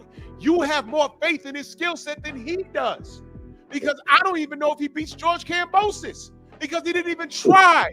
And you say, oh, well, he beat him. I say, well, wait a minute. If he stole Frank Martin from Shakur, why didn't he steal George from Devin? He easily could have did it. You know why? Because had he had beaten George, he'd have had to fight Devin. He didn't even try. The difference is everybody on this list, with the exception of Teofimo and Shakur, will fight Devin. Oh, yeah, and Subadel, because he ducked him. Oh, that's interesting. Yeah, Omar ducked Devin. Subadel ducked Devin. Right? Shakur ducked Devin. Teofimo ducked Devin. What's his name? Gary Russell. His dad said they don't want it. I'm not gonna say that Gary ducked him. I'm saying that the people in charge didn't want him. His father, and I'll give him that. Yeah. But Drew, but the bottom line is okay. They said no. Nigga on here is Devin. But like I said, I agree on that, and I told you that from day one. You never see me degrade Devin Haney. I left him off the screen. What I'm telling you is Gary Russell's right there, right now, right? And none of these guys, and he even said it on TV. He was on a talk show the other day on one of them on a channel. He said, Shakur Stevenson even calling my name, but if he want, he can get it too. And he's letting Lamont Roach know. Listen, I want Lamont Roach. I want Lamont Roach. Talking about Tank though, terrific. I'm talking all right. Because all these 15 names from 2018 to 2026, we got that. Okay, he's fighting a heavyweight, bro, in an exhibition. Okay. And then he's leaving. And then he's leaving. He's leaving. Okay, all right. Well, like you said, when he's gone, he's gone. Then we gotta bring who's the next guy in line. Huh? When he's gone, Drew. But next time, who is the next guy in line to take over for Tank? As far as popularity? Ain't no one trying to beat Tank, bro. Tank is a farce, and white meat is gonna show you. But ain't no one trying to beat Tank, brother. Ain't no one trying to beat him. I promise. No, I'm saying who is the A side when Tank is gone now? What do you mean? Who's the A side? Who is the next guy up? Who is the best guy right there, right now? Oh, Devin, because niggas hate him so much. Okay, Devin. Okay, so we push Devin. That's it. I've been pushing but Devin. Nobody like Devin like that. As far as the fans don't like Devin. No. But hold on. The fans hate Devin to death. But listen, nobody's been pushing Tank Davis but us. We have made Tank Davis what he is. Gone are the days where your actual skill set speaks for itself. You need an Instagram page, you need tattoos, good hair, and chrome parts for niggas to be on your dick. Yeah. You know what I'm saying? Yeah, I think. Listen, my thing is Devin don't fit that mold, though. Hey, Drew, Devin don't fit that mold. No, he doesn't fit that mold. He don't. But listen. This is why I don't pay attention to Tank fans. Because while niggas come out hearts and tattoos and braids, I'm watching skill set in the ring, and I'm just been waiting for Tank to do something. The shit that matters in boxing. Everybody on this list has a better resume than Tank Davis. That's fucking sad. Except Abdullah Mason, because he's up and coming, and Ray Mutala. But everybody else, they have a resume. And I see you in the chat, Cuddy. Salute to Shushu. Salute to Shushu. Shushu a dog. Shushu's a dog, yeah. He's getting shit done. Hey, I hope nobody falls into this Tank Davis bullshit And I hope someone can learn, because I need the new kids coming up to see what white media is about to do to Tank. They're gonna forget him. They're gonna act like he didn't exist, especially after whatever happens. Well, we'll see. We'll see. Guy Jake Paul. We'll see. We'll see. We'll see. We'll see. We'll see. We'll see. Like I said, but you got Abdullah Mason. You got what's his name? I got a headache. That fought Inoue, who fought Inoue. He lost to Inoue. Y'all guy just threw him in the bushes. What's his name? Raymond Fowler. No. The brother from Philly. Yeah, what's Raymond his name? Fowler. Raymond Fulton. Raymond Fulton. Y'all just threw him That's in what the it is. bushes. My bad. Nobody. Raymond Fulton. Hey, well, hold on. But nobody threw him away. Come on, man. That's a brother that could come up and make some noise. Hold on, stop. Delano, you know who mentioned the Nui? Tank's camp. Them niggas. Yeah, but I'm saying, I'm talking about Steve Fulton. It's another guy when Tank is gone, when y'all don't want him nowhere. These guys are legit fighters. What do you mean? Legit guys that can carry the sport. That's my guy. Steph, boys. These are guys that when they lose once, y'all throw them away. Nah, give them that. Here's my point, brothers. Here's my point. I don't need a new Tank Davis. I don't need a Tank Davis. Nobody listen. Tank Davis is idle. I don't need no nigga coming through here looking like that and turning on these homosexuals. I don't need that. I don't need no Ryan Garcia, because Ryan Garcia, half of his fucking fans are little girls, and the other half, I say 80% of these motherfuckers be gay dudes. I'm not even kidding. I agree with y'all. I mean, I agree with you, Drew. I used to think y'all was joking about that joint, and then I really started to pay attention. Like, yo, man, them dudes seem kind of on the zesty side of things. You know what I mean? The way that a lot of I ain't saying you, Delano, but a lot of Tank fans, I'm just saying. But hold on. But we created Tank. PBC is black owned. We created Tank. Just remember that. We did. I rooted for him. I rooted for Tank, and when he started, he started knocking people out. He attracted the fans with the knockouts. I always look at the fight as done, and then I say, okay, well, he got a contemporary. I want to see what happens when this guy fights this guy, and Tank has been jerking y'all niggas' chain ever since, and I'm tired of it. Get your Jake Paul money, get the fuck out the way. Every argument they use for Tank not to fight these guys, it's now coming back to bite them in the ass. Devin was too big. Josh Taylor's too big, but he's about to fight a fucking heavyweight. Delano just said he was cool. Now, I want y'all to understand this. Delano just said he was cool for him not fighting Josh Taylor at 140 because he's too big, he's rangy, and he can fight. That's what he said. I didn't say that. I said that. I said that at that time. At that time, yes. At that time. There's no other time but at that time. Josh at that time when he was a champion, before Teofimo got to him, he was too big. He was talking about fighting Crawford. He never fought, and he never. That's all tall. That's all Josh Taylor was. He never fought T.O. He never fought all these guys on this page. Just understand, he never fought them except Lamont Roach, and he left him hanging because Lamont fought him to a draw. And he don't want to rectify that. And now white media sees it and they're dragging him for it. And that's all I'm gonna say about that, man. Hey, yo, Mook Styles, put your link in the chat or say something in the chat. And let me rent you up, brother. I appreciate that. It's been good to have you on the panel, man. I appreciate you for having me, man. And even though I stepped in here and I was trying to just watch the show and shit, I wanted to end up on the panel. I appreciate it, man. It's like, you ever been playing ball and you throw something up and it go in by accident? Exactly. Yeah, that type of shit. Yeah. But it landed right, man. I appreciate you guys for the day, man. You guys are awesome, man. Mega shouts out to the whole LDBC, man. Nothing but love, man. Man, salute, man. Delano, man, much love for you, brother. I know you trying. Much love for you. I salute you, Drew. You know that. I salute you. I always salute you, sir. You know, I'm with you. I'm with you, bro. I try. Look. Serious side. I don't hate Tank. That's a cape that niggas put on me. I understand that. I know what you're looking at. Listen, I'm very concerned about the outcome of this fucking fight because, look, Charlie Kirk just got his shit peeled. White America's mad. They hanging niggas. They want nothing more but the optics of a white man standing over a black dude. You don't care about his I understood that. That's why I was telling you about he is buying his Rocky moment. Let me say this. That's what I mean about the Rocky moment. If Tank loses badly, I'm gonna go live.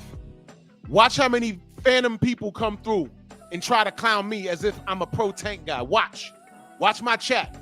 I'm gonna put in a meme of the winning pose, and watch how many people you don't even recognize go to my channel because it's a black channel.